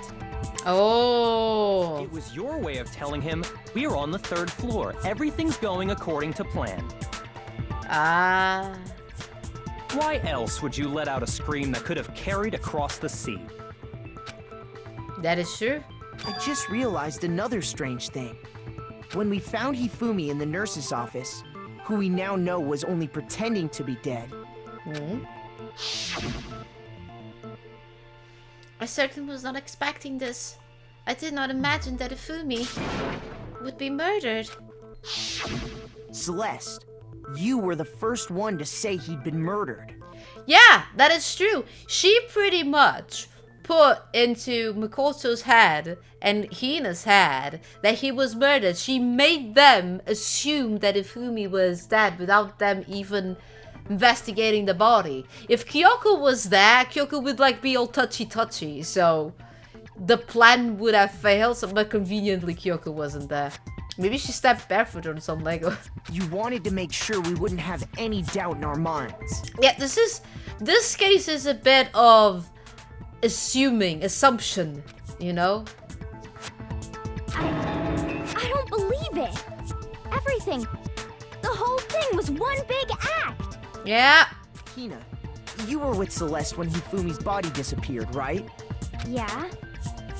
I was feeling kind of sick, so Celeste took me to the bathroom. Yeah. Wait, then that was... Yeah, she made it on purpose so she would let the Hifumi just go away. She wasn't worried about you. Yeah. She just saw a chance to help Hifumi sneak out of the nurse's office. Because Hina was just like, I don't want to move from here. I'm just like sick. I'm just don't feel good.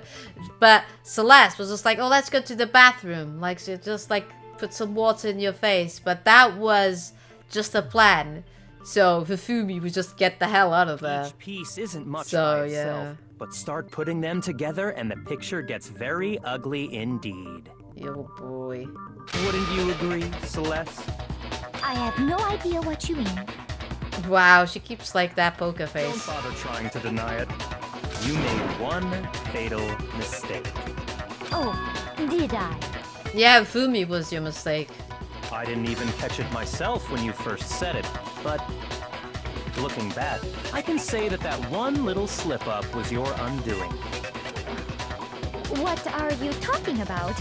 I'm talking about what you said after Hifumi's body disappeared and we returned to the nurse's office. Oh yeah! Oh yeah, she did a slip up. She did. They must be really. They must really be enjoying this. Enjoying the sight of us standing around, frightened and confused. We're all going to die here. We're all going to die just like those guys died. The thing is, Celeste didn't see Taka's body. How the hell did she know? I remember her saying that too, but I don't understand what's so strange about it. Then pay attention. Sakura, Toko, and I were first to discover Taka's body in the equipment room. Yeah. Then Makoto showed up and told us Hifumi had been killed. So Sakura and I left with Makoto. Once we were in the hall, we ran into Celeste, and the four of us headed to the nurse's office. Now, the entire time we were together, none of us said anything about Taka being dead. Think about it. Celeste's comment doesn't make sense. It was completely out of place. Yeah, I did notice that. Yeah, I see what you're talking about. Although I don't really get what it means. If she didn't know why she said that way, those guys died. He said Hifumi died. You hear that, Celeste? Everyone's having some trouble understanding. Could you repeat what you said? Yeah. If you're really not the culprit, you shouldn't have any problem repeating it, right? Oh boy. Oh, for frick's sake, it's obvious! Oh my god, we need to do an argument about this! Oh my god! There's no argument about this. All I said was, Yes, they must really be enjoying this. yes. Enjoying the sight of us standing around, frightened and confused. They Yeah. must be positively elated. Yeah, We are all going to die here. yeah. We are going to die, just like those guys died. And that is all I said. And that's all it takes to finish this. It's obvious, isn't it? What is Yeah. so strange about Celeste's comment? Oh, there you go.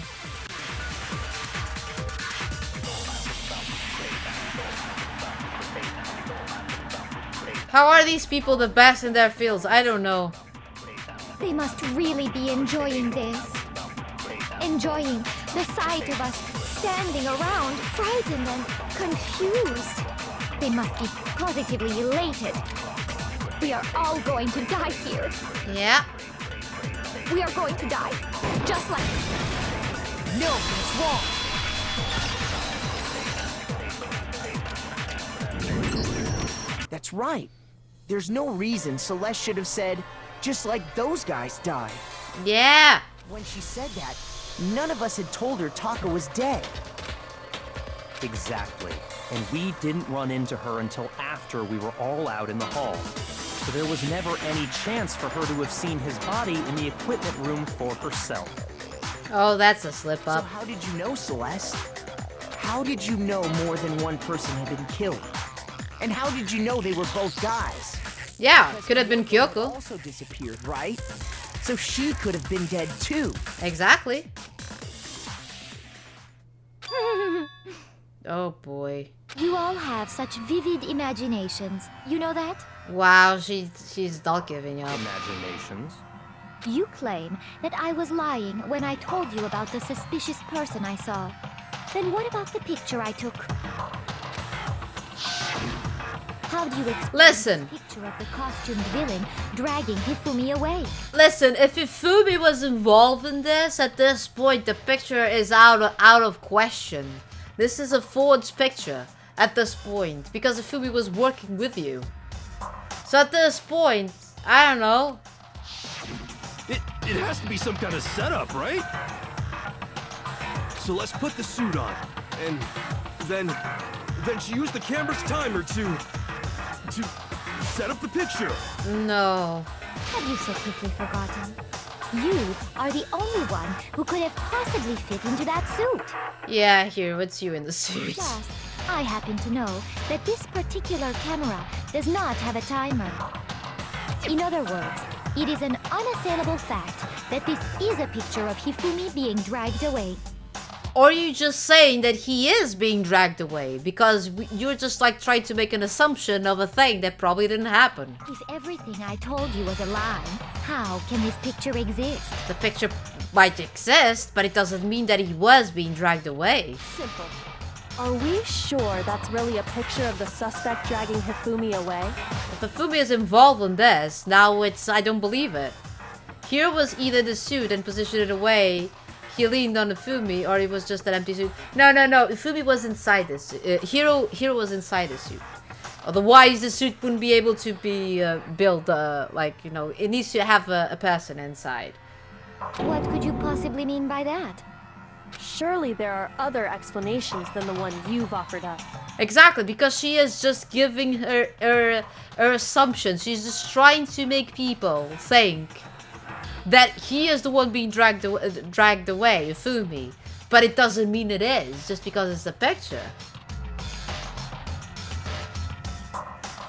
Sadly, it's a real thing people do now. Instead of helping, just pull out your phone and capture. No, there is no other explanation. There's no other explanation to save your ass, yeah.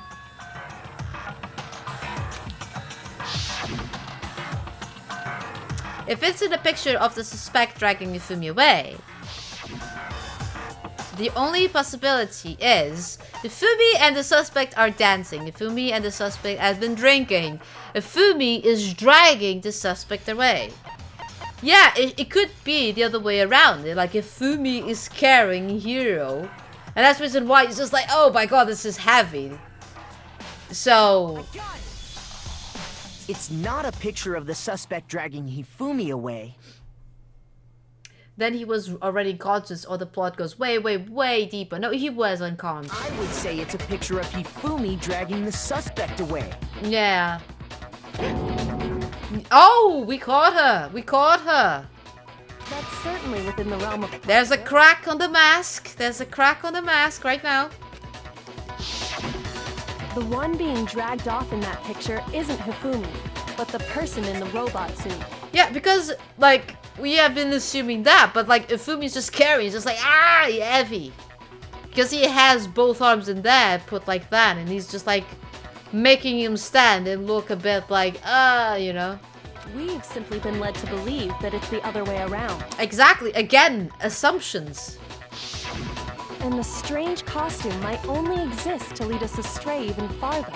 Yeah, exactly. If you saw someone wearing something like that in this situation, of course you'd notice and be suspicious.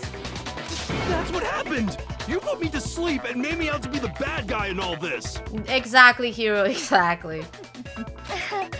Such a thing. Oh my god, she doesn't give up. It's utterly impossible. No, it's not. Hifumi was dragging him away? Ridiculous. Is it? I don't think it's ridiculous at all. Then shut your mouth and allow me to educate you. Oh, wow. Celeste thinks she can prove that there's no way Hifumi was dragging the suspect away. But is that really possible? Sassy. Oh, right. Yasuhiro's message. You dressed me up in that suit after I passed out! Then you just draped me across Hifumi and had him carry my weight! Yeah. You tried to make me look like the bad guy! Yeah. Like I said, ridiculous. As you can see in the picture, the suspect is standing perfectly upright.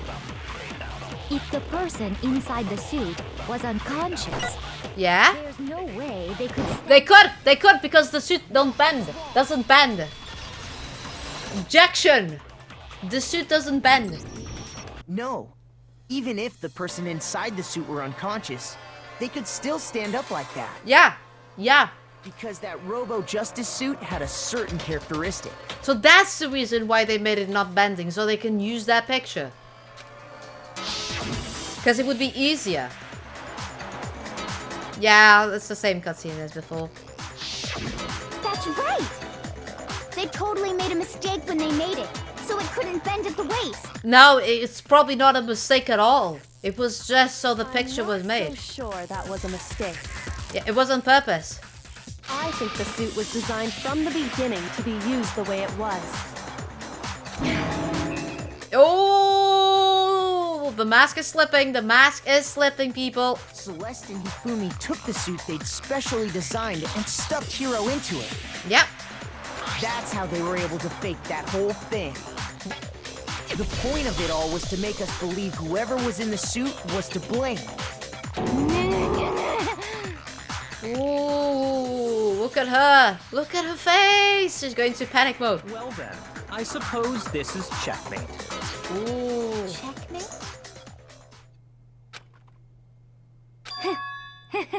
Oh my god. She's going crazy. She's like upside down now. Oh my god. Like, listen, you did it. What do you mean, checkmate? Oh, wow. Oh, that's... wow. Celeste? Oh, boy. Clearly, you want to cram me into your little guilty box. Well, there's one little problem. Have you already forgotten what Hifumi told us as he lay dying?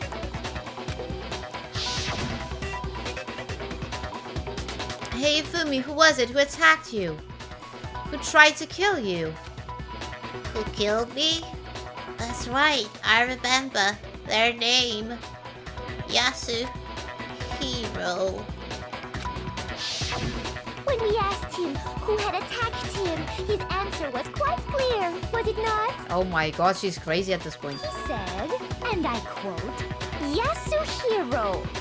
In other words, Yasuhiro Kagakure! Wait, but my name isn't really Yasuhiro. It's actually Taro. Please, Hiro. Your confusing statements don't make any sense. You're only making things more complicated. Yeah. He did say Yasuhiro, but are we sure he was really pointing the finger at Hiro? What the hell are you talking about? I'll burn you alive! Oh my god, she is... Kyoka, Yeah. what do you mean by that? Think back to how Hifumi used to talk to us. How did he refer to each of us? He will call people by their last names, but if it's that the case, it's not Yasuhiro. Because he will be just like Mr. Naegi. Right. Our last names. Yeah. It's all by our last names. He will always be like Mr. Naegi and stuff like that. And Yasuhiro is the first name for Hiro, really, because his last name is Hagakure. Exactly. I know I heard him say Mr. Naegi more than once, for example. Yeah, Mr. Naegi. Yeah. So if Hifumi did mean to say Hiro's name, he would have said his last name, Hagakure. That is true?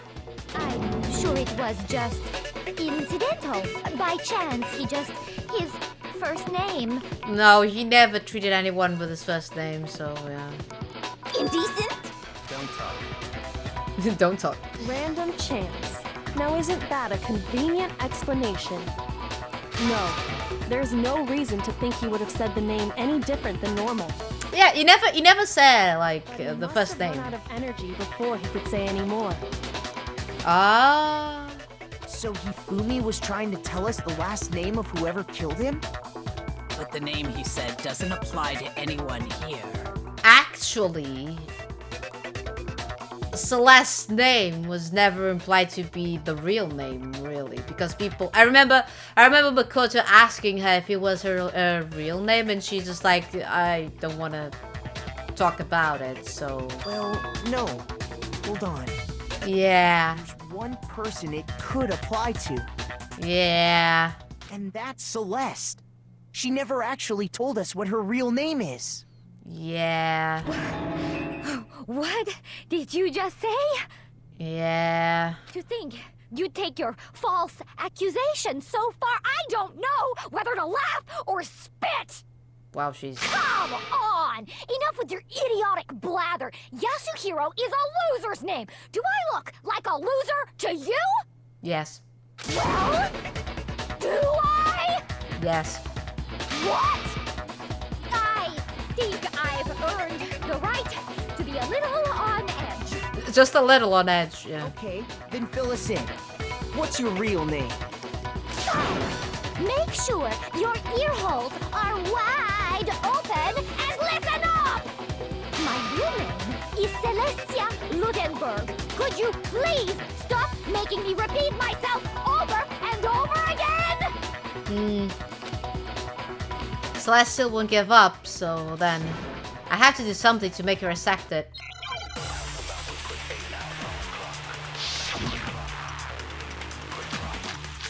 Oh yeah, the He Handbook! If there's a way to prove her name is the He Handbook. Hifumi was No, trying no, no. to tell us something. He wanted us to know the killer's last name. Yasuhiro. Yeah.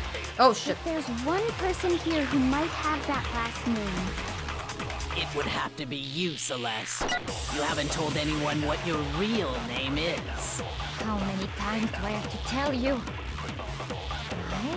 My name is... Celestia Ludenberg! God damn it! Well, that's a big name. How long do you plan to go on pretending? I'm not pretending.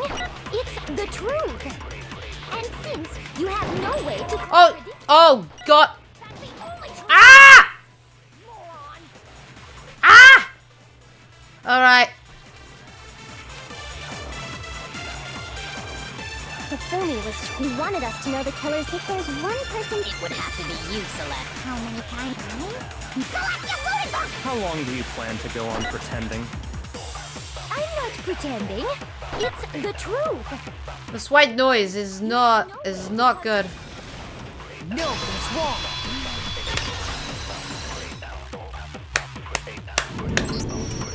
If it is, The handbook. the handbook will say that her name is Celestia Ludenberg, so just show us all the handbook. Anytime you turn your handbook on, it shows the owner's name when it boots up, right? Yeah. Monokuma told us all about it before. Yeah. The handbook is absolutely vital to a healthy school life, so don't lose it. When you start it up, it will display your name. Always make sure you have the right one. Now, this is not your everyday notebook. It is also... It has so many more uses than that. So all we have to do is check her handbook, and that'll clear up everything. Yep. That's how we can find out Celeste's real name. That's an invasion of privacy. I refuse to cooperate. Oh, you refuse. If you refuse, you're pretty much guilty then. Celeste, can you please just tell us what really happened? Yeah. Please, just tell us. Even when I'm put in check, it's just my Oh nature my not to god. give up. Alright. Because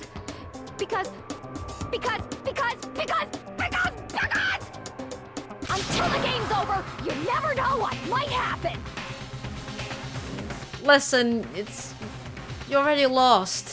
Fine then. Let me settle it.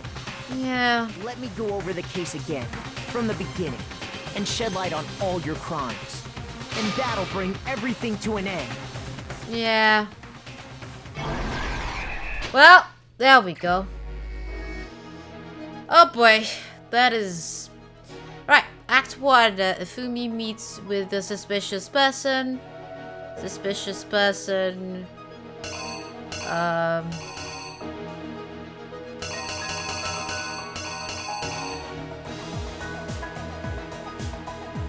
suspicious person and Hifumi, there we go. He's just like, yeah. Act 2. 1 AM? Yeah, 1 AM. Hero meets with them. Then they drugged Hero.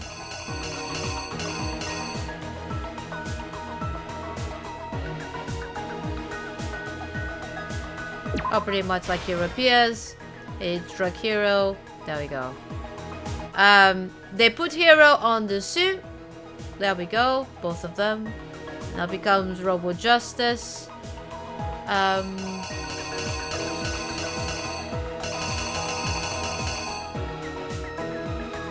Yeah, Celeste takes the picture. While the Hifumi just like picks up and puts like around them so the picture is taken. So there we go. Act 3, it is 6 AM. There we go. 6 AM. Saka goes to the equipment room. Hifumi's waiting for them. He picks up Justice Hammer 4, attacks Taka. Yeah, kills Taka.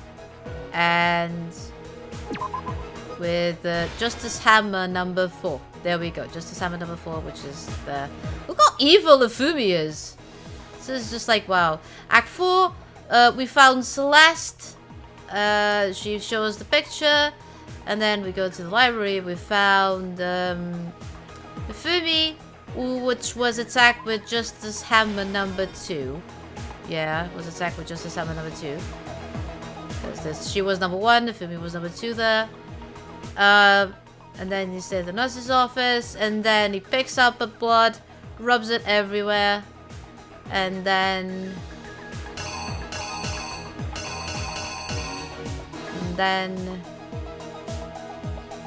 Justice Hammer 3, yeah, pretends like Justice Hammer that it would hit before with Justice Hammer 3. So then we discover Hifumi, and Byakuya and the others discover Taka at the same time, so we assume that they are both dead. Act 6, Hifumi gets up, goes to the equipment room, uses a tarp to pick up Taka and the dolly, and then just carries him around like that, just pushes him until the equipment room. Hifumi's all proud of himself, like he did a good job, just like, look, I did a good job. And then we have Celeste picking up the hammer, and then pretty much killing Hifumi, and then there we go. I think we have done it properly. I see the dodgy posters in that. Yeah, this is not even related. This was like on Chihiro's thing. I don't know. Yeah, Justice Hammer 3, Justice Hammer 2, Justice Hammer 4. There we go. There. Yeah, they meet up, they agree here. Yeah, let's do this. You! Before anything, the killer persuaded someone to help carry out the murder. And that person was... Hifumi. With an accomplice, the killer was able to execute a number of otherwise impossible schemes.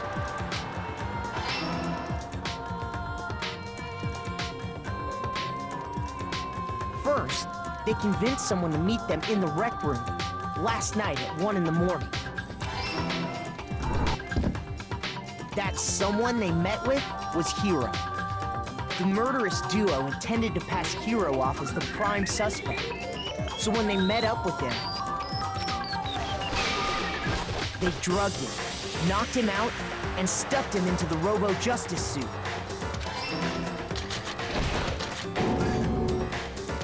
Next, Hifumi positioned himself to make it look like Robo-Justice was attacking him, while the killer used a digital camera to take pictures of the assault.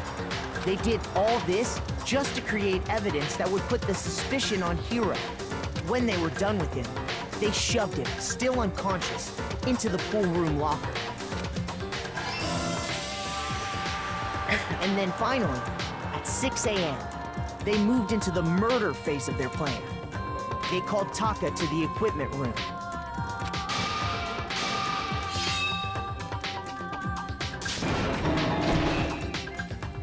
And that's where Hifumi killed him, making it the scene of the first murder.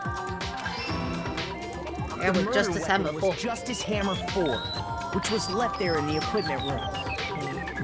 The reason Hammer number 4 was used was to create confusion about the order of the crimes.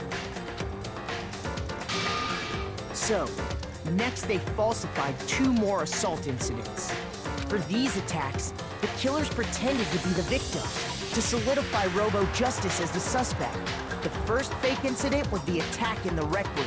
There, the killers wanted us to see Justice Hammer 1 and the Robo-Justice pictures they'd taken. They wanted to make sure we bought the surprise attack story. And the assumption thing as well. The second fake incident was the attack in the library. This time, they planted Justice Hammer 2 and an injured Hifumi to sell us that story. With these two incidents, the killers were able to create a certain preconception in our minds that the suspect was increasing the size of the hammers and attacking people in order as they did. We fell right into their trap and started looking for the suspect based on that. But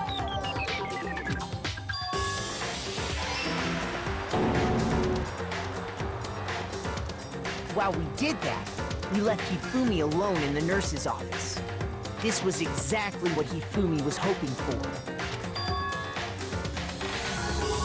He took a blood packet from the refrigerator and Justice Hammer 3 and turned the room into a crime scene in which he himself had apparently been brutally murdered. He let out a scream to draw us back, and when we returned, that's...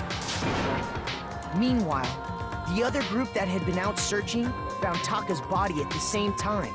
So when we heard the body discovery announcement, we naturally assumed it was for Hifumi.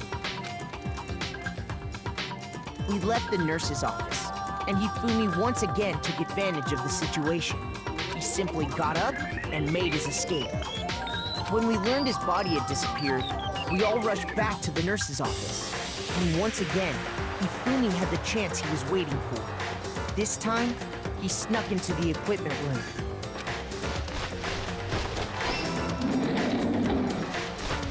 He wrapped Taka's body in a tarp and used the dolly to move it all the way down to the repository. That explains how each of the bodies disappeared. But even Hifumi didn't know what the true killer had in mind for their final act. Their plan all along was to kill Hifumi and get rid of the one person who could betray them. And they did it using an ordinary, everyday hammer from the repository. That should cover everything that happened in this case. And the villain behind it all is... Ooh. The drama.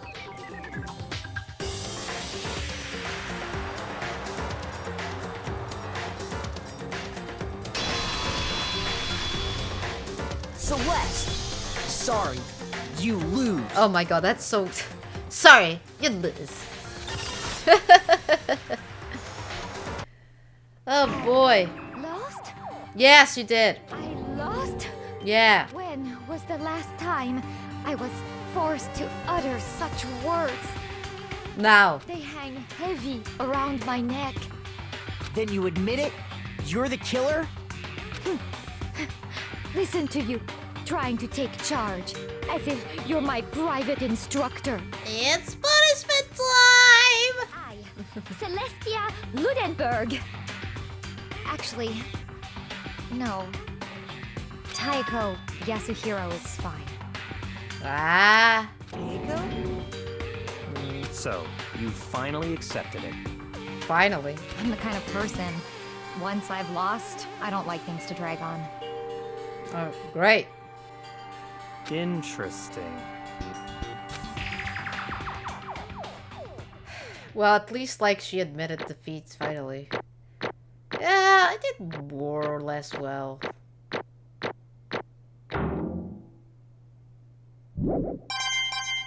Nice! I got many medals.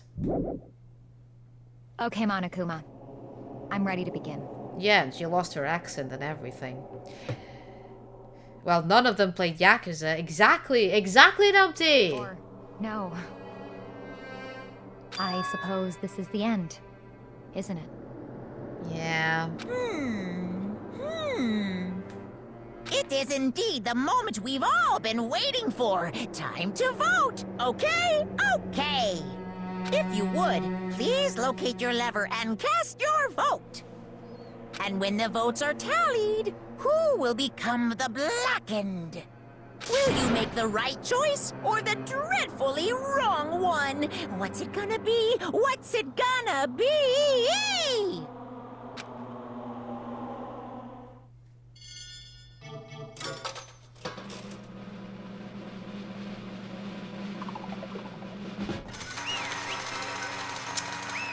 Well...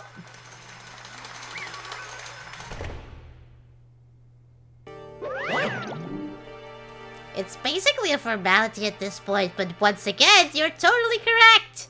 The blackened this time, the true killer who devised the whole stinking scheme was... Celestia Ludenberg, or more precisely, Taeko Yasuhiro! Honestly. I lost. Well, that sucks. I guess trying to work with someone else was a mistake after all. Hifumi's ineptitude was beyond all my calculations. I knew it. So you really did approach Hifumi with this plan. But how did you get him to agree? I can't imagine he would have happily agreed to commit murder. I'm sure she relied on her speciality, lying. My speciality? Don't make me laugh. I don't have to lie to get him to agree. So then... Then you use... you know... I knew you'd figure it out, Kyoko. You're absolutely right to get Hifumi to act as my accomplice. Indeed. I used her. For everyone who's still left, I'll avoid mentioning it by name, but... it was the one thing Hifumi and Taka were both super into. Does she mean... is she talking about alter ego? Say what? What? What are you talking about? Just a second. Don't interrupt. We're in the middle of a very important conversation here. I'm totally out of the loop as usual. How sad. In other words... Then you're the one that stole it. Indeed. That's right. I see. And you used it to drag Hifumi into the plan you'd come up with. Right again? Last night after we had our meeting about how it disappeared, I paid Hifumi a little visit. What are we doing here? Actually, I was hoping I could talk to you alone. It is about what was stolen. I know who did it. What? What? are you okay with this? It was Taka. He stole it. What? So then... And I have proof. Would you like to see it? As it turned out, I found a use for the digital camera. I'd taken you-know-what to Taka's room earlier and took pictures of it there. I deleted the picture as soon as I'd shown it to Hifumi, of course. Damnation! Good, so it was him? How did he do it? She was supposed to yell if either of us got close to her. You are correct, which is why Taka forced me to steal it. Say what? As for me... Please forgive me. He threatened me. Oh. He did? As for me... He came to my room last night unannounced, and then... it's hard for me to even say. He abused me. What? And he took pictures. He said if I did not do as he asked, he would show them to everyone. So, I had no choice. Damnation! That's a crime, an absolute crime! I knew he got a little crazy, but... Say what? I never imagined he would go that far. It was amazing on how completely he bought it. I can't express how enjoyable that was. I'm about to say something I've never said before in my life. I'm going to kill him. I'm going to fucking kill him. Most unfortunate. Wait, please. If you go now, you'll be playing right into his hand. Actually... Tak is planning to use her to escape.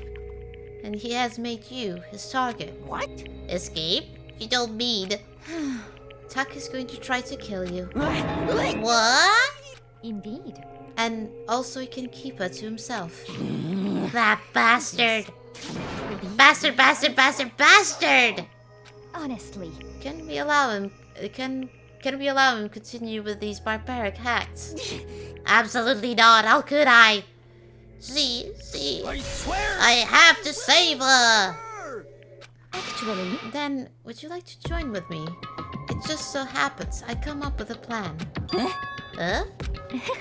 I have devised a way to reclaim what he has stolen and escape this dreadful school. And with that, it is complete. Huh? What are you talking about? Nothing. Hifumi agreed without a second thought. The effect that item had on him was remarkable. The power of love. Even a love as twisted as that can still drive people mad, it would seem. You disgust me. I see. I have another question for you. Was that strange costume Hifumi's creation? Indeed. Yeah, it was a real pain in the butt too. All I asked him to do was make something to hide the face and general body size. I had no idea he'd make something like that, but it's my fault for picking him in the first place. But So why do you decide to make me the suspect? Because you're stupid. That's it? Let's see. And in that regard, I made the right choice. I'm so glad your stupidity surpassed my every expectation. Life must have been tough on your parents, though. I feel like I could cry. Well, But when you were explaining your plan to Hifumi, how did you explain the part about him playing dead? What she's asking is, what was Hifumi supposed to do after that, assuming you had actually let him live? Are you okay with this? That's simple. After he did his part and pretended to be dead, when someone showed up, I told him to say he'd been seriously wounded. He was on the verge of death, but he just barely held on. Was he? And he really believed that? Well, of course, that wasn't all there was to it. As I explained to Hifumi, the plan was, while you were all questioning about what had happened to him, I was going to murder someone else. At that point, Hifumi would have an alibi, so nobody could doubt him. And I told him that, and he believed it. It seems very straightforward, stereotypical. I just matched the lie to the level of the opponent. In fact, Hifumi ate it up. He believed the lie wholeheartedly, right up until the moment of his death. so in the end, So you had planned to kill him all along. But of course, there would have been no point to my plan if the one who pretended to be dead did not end up dead himself. What the heck? How can a human life mean so little to you? Well, That's a non-issue. I simply did everything in my power to win. don't be mean. Now you sound like Byakuya. I wonder about that. No, he derives his pleasure from the thrill of the hunt. In that aspect, we are nothing alike. Why? Then, what made you take things this far? What the heck? Was it really just for money? Hmm. Are you talking about the $10 million Monokuma offered us? That is a lot of money, it's true. But that's not all that is to it. From the moment our new life here began, my only thought has been escape. But all along you've been saying how we had to accept living here. You little bitch. Obviously that was a lie. Hey! I couldn't take it. I hate it from day one. More than anyone else in here. I wanted to get out. Every day was a fresh torture. And do you want to know why, huh? This is fine. Because I had a dream. And accepting a life here would have meant nothing less than giving up on my dream forever. Honestly. And there was no way that I could ever do that. In the underground world of gambling, I risked my life to make a metaphorical killing. As for me, And it was all for that dream. And What was that dream of yours? isn't it wonderful? to live in a European castle. Look at the bright side, Celeste. It could have been the stale torch. A castle? And to gather handsome men from all over the world to serve as my butlers/bodyguards. I was going to make them dress up like vampires and satisfy my every need. She is weird. Look at her dream. That is... Okay. Once I obtained that, I would have created a perfectly aesthetic world of decadence. This is fine. Living the rest of my life, that was my only dream, my only goal. That's what life is all about. Decadence. Oh, thank you. See, I can't say things. Thank you. Thank you, Supersonic. Decadence. Combined with my own winnings, Monokuma's $10 million would have made that dream a reality. I got right to the edge, but There is nothing to be done. unfortunately my dream has been scattered to the wind. Still, I don't have any regrets. I pursued my dream till the very end, so why would I? Just the worst. You sound so passionate, but you were really able to kill your own friends for it? Oh, Are you asking me? To feel guilty? That's so pointless endeavor. I think nothing of sacrificing others for my own ends. I feel nothing. Do you understand? That's all there is to that's all there is to me. That's what makes me complete. A castle, those things are jolly as hell. The electrical wiring is a fire hazard and there are no toilets. Why the F would you want to live in a castle, honestly? Isn't it terrifying how different our values are? There's simply no room for understanding. What is this? That's what we should be saying, and plus, how can you be so calm? Don't you realize you're about to die? Why aren't you scared? My ability to lie is unrivaled, and I take pride in that. It's not just other people. I can even fool my own emotions. The conscious deceives the unconscious. And that's why you're not scared. Yes, indeed. That's right. I don't fear death. Kill me wherever you like. But you know, it would be if I could be reincarnated. If I had a choice, then Isn't it wonderful? I think I would like to come back as Marie Antoinette. Really? You would die again, really. Bye, Jeffyard. Thank you so much for being here. Hey. You just get executed again. Yeah, pretty much.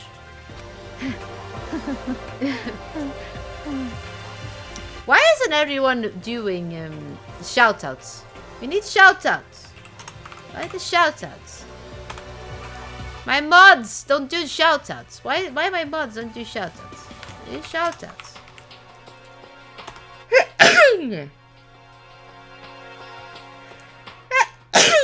Excuse me. There we go. Not for me. For the other people.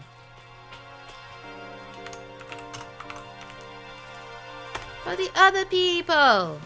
Right, there we go. Yeah, Supersonic. Yeah, there we go. Shout outs. Celeste smiled then. And when she did, it looked to me like a poor effort to force it. She claimed she could fool her own feelings, but that statement itself must have been her final lie. And that weak fake smile is what betrayed her. Thrills, chills, kills! You're all done? Okay, then let's get rolling. The black and disturb the peace and must pay the price. Now then, I prepared a very special punishment. For her, the ultimate gambler. Let's give it everything we've got. It's punishment time! I guess I'll let Kyoko hold on to this. What? Will it really give you the hope you're looking for? I can't say I ever saw it that way. Which is why... Actually, it's not important. Well then, take care, everyone. Perhaps we'll meet again, in another life. Well...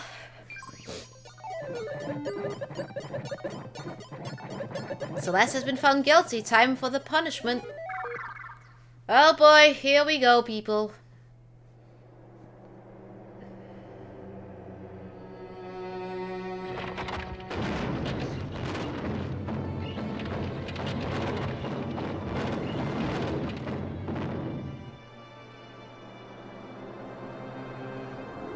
The burning of the Versailles witch.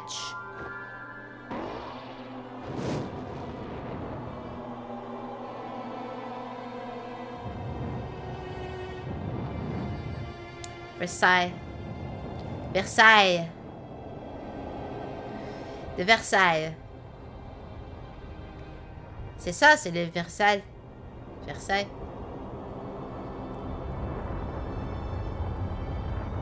Listen. Listen. English and French and many languages, that's it. Versailles. Marie Antoinette.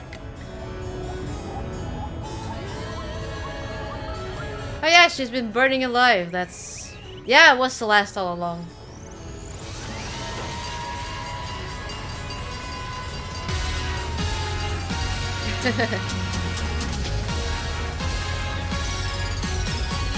Like, and it's not the only thing, and then she gets run over by... Spellquick68 is now following. Thank you so much for the follow, Spellquick68.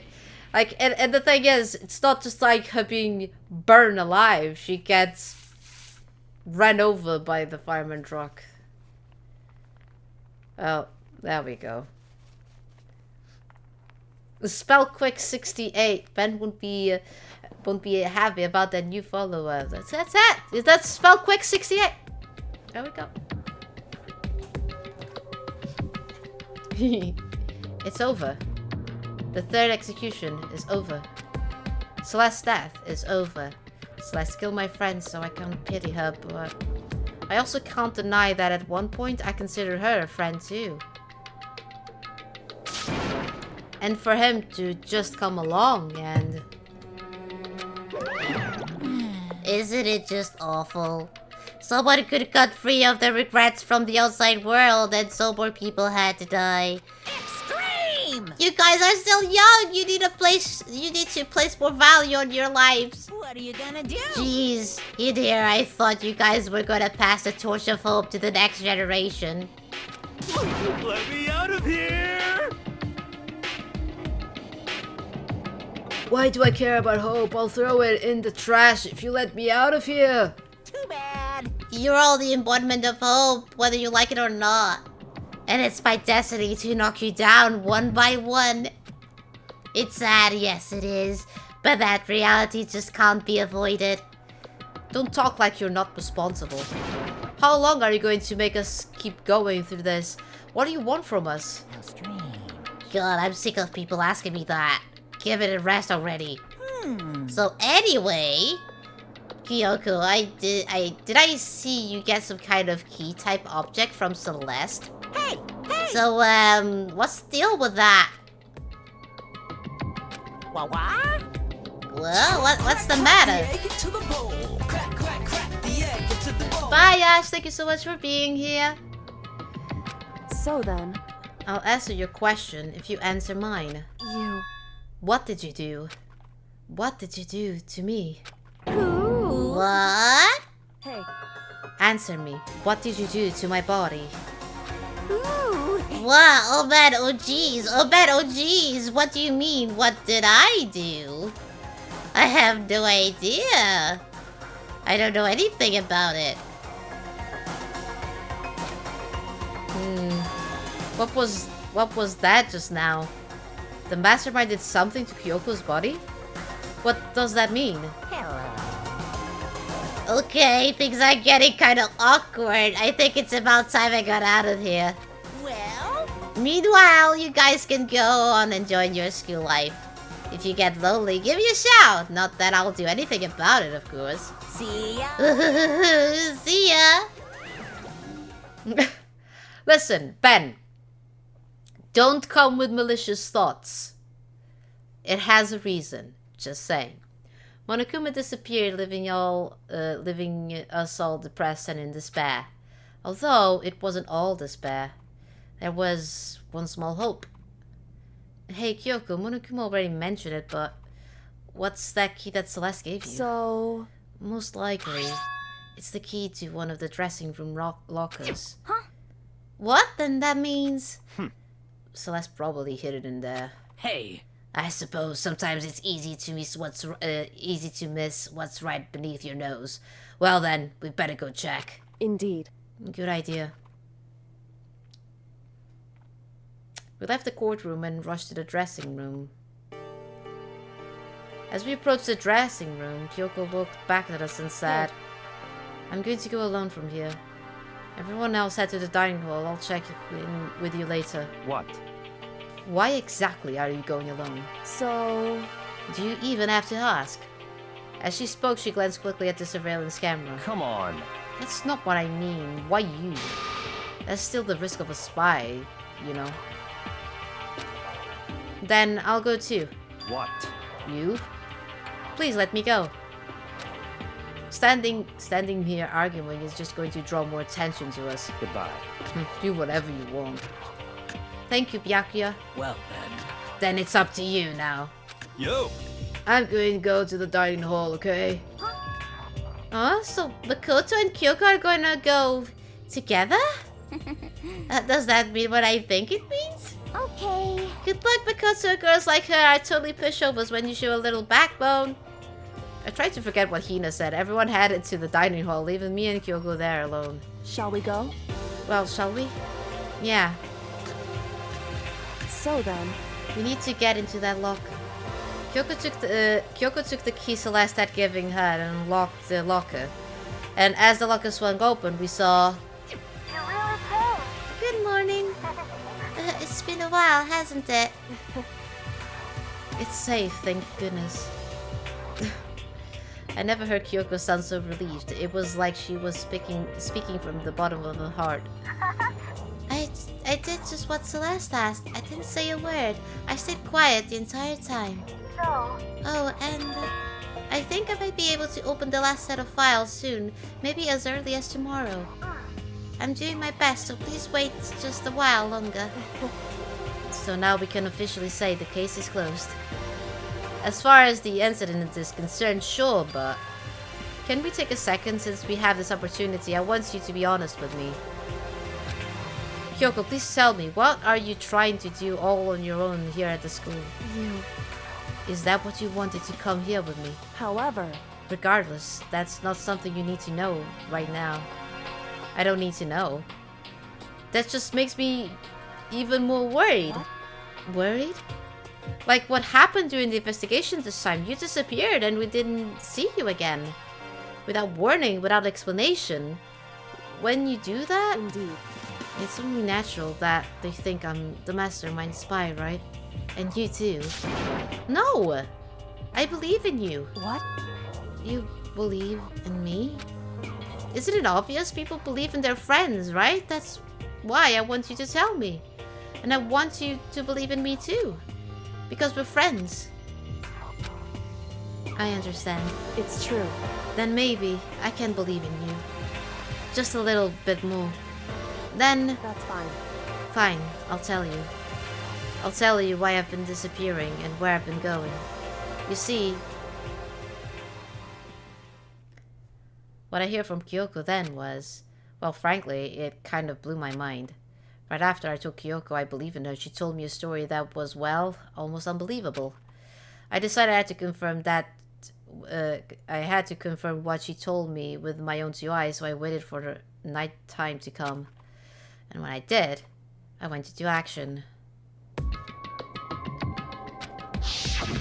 Correct.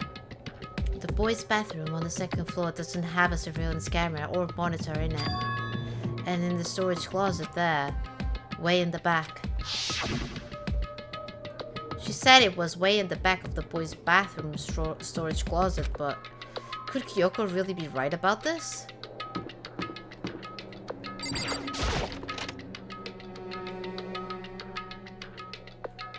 Well, that's the thing. It's just a normal storage closet as far as I can tell. The secret Kyoko told me about, could it really be hidden here? She said it was way in the back of the storage closet. But I mean, seriously? Without thinking, I placed my hand on the back of the storage closet. And suddenly, as if I were being yanked in, ka-chunk. At the same time, as I heard that sound, I fell through the wall. I had no idea what was going on. Secret room! I had fallen through the back of the storage closet. Huh? It turned out the back wall was like a revolving door and I'd made my way to the other side. Just like Kyoko had said. Correct. In the boys' bathroom on the second floor, there's a storage closet. And way in the back of that closet, there's a secret room. So this is the secret room. But what's in here? Oh boy, there's tissues. There's a bunch of files and what it looked like volume after volume of yearbooks. They're all covered in dust. Looking at everything, one file at the edge of the bookshelf caught my eye. Hope Speak Academy student registry. This is the only thing in here not covered in dust. Has someone been looking at it recently? I slipped the file into my hand, but before I had the chance to look at it, a slip of paper fell out of the file and I turned my attention to it. What is this? You must not leave. You must not leave. That's kind of weird. I could understand if it said like I can't leave, but you must not leave.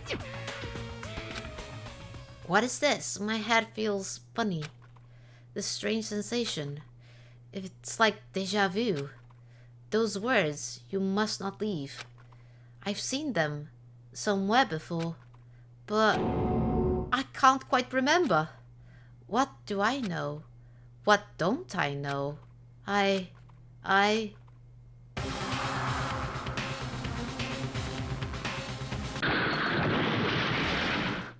A strange sound rang out through my head. It felt like it was shaking my brain back and forth. And then, darkness. I don't understand what's happening. I don't know what started it. It's all over. And with that, I opened my eyes. I didn't know how long it had been. Everything is empty now. Ow. Apparently something hit me and I lost consciousness. That's all I understood. The dull throbbing pain in my head proved that much at least. An empty bookshelf. Huh? Empty? Gone. It's all gone. The yearbooks, the student registry, and even the note that had fallen on the floor. It's all gone? What does this mean? But my brain refused to do any more work. The insistent pain in my head began to spread across the rest of my body. For now, I should go back to my room. Get some rest. My body was heavy with pain, my mind heavy with thought. I dragged myself back towards my room. Somehow I made it back to the first floor of the school. Ugh. The further I walked, the more I felt. Things are getting blurry, can't see in front of me. I couldn't stop myself from collapsing right there. And after that...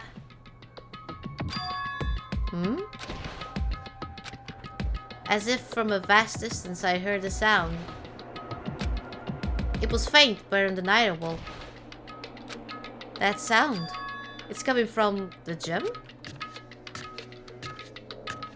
As I desperately hold my shaky frame towards the gym, the sound got stronger and stronger. What's going on? It can't be nothing. Here in the gym?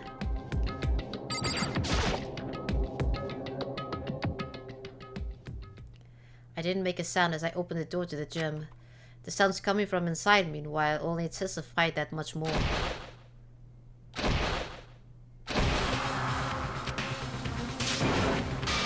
Oh boy, Sakura is fighting! Oh wow! Sakura is fighting Monokuma. Before me, there raged a battle beyond anything humanly possible.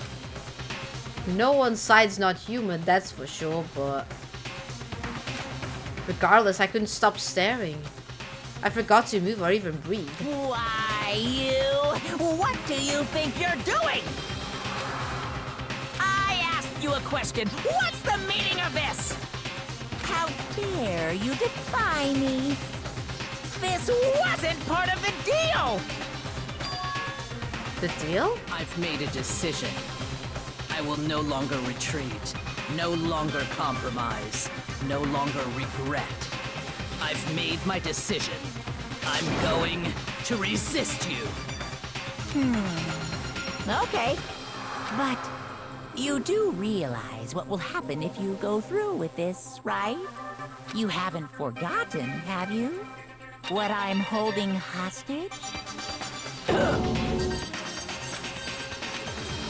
What am I looking at? What am I hearing? A hostage? Then could it be the mastermind spy is... Dun dun dun! And it's the end of the chapter 3! Oh boy. Yeah, she is the spy!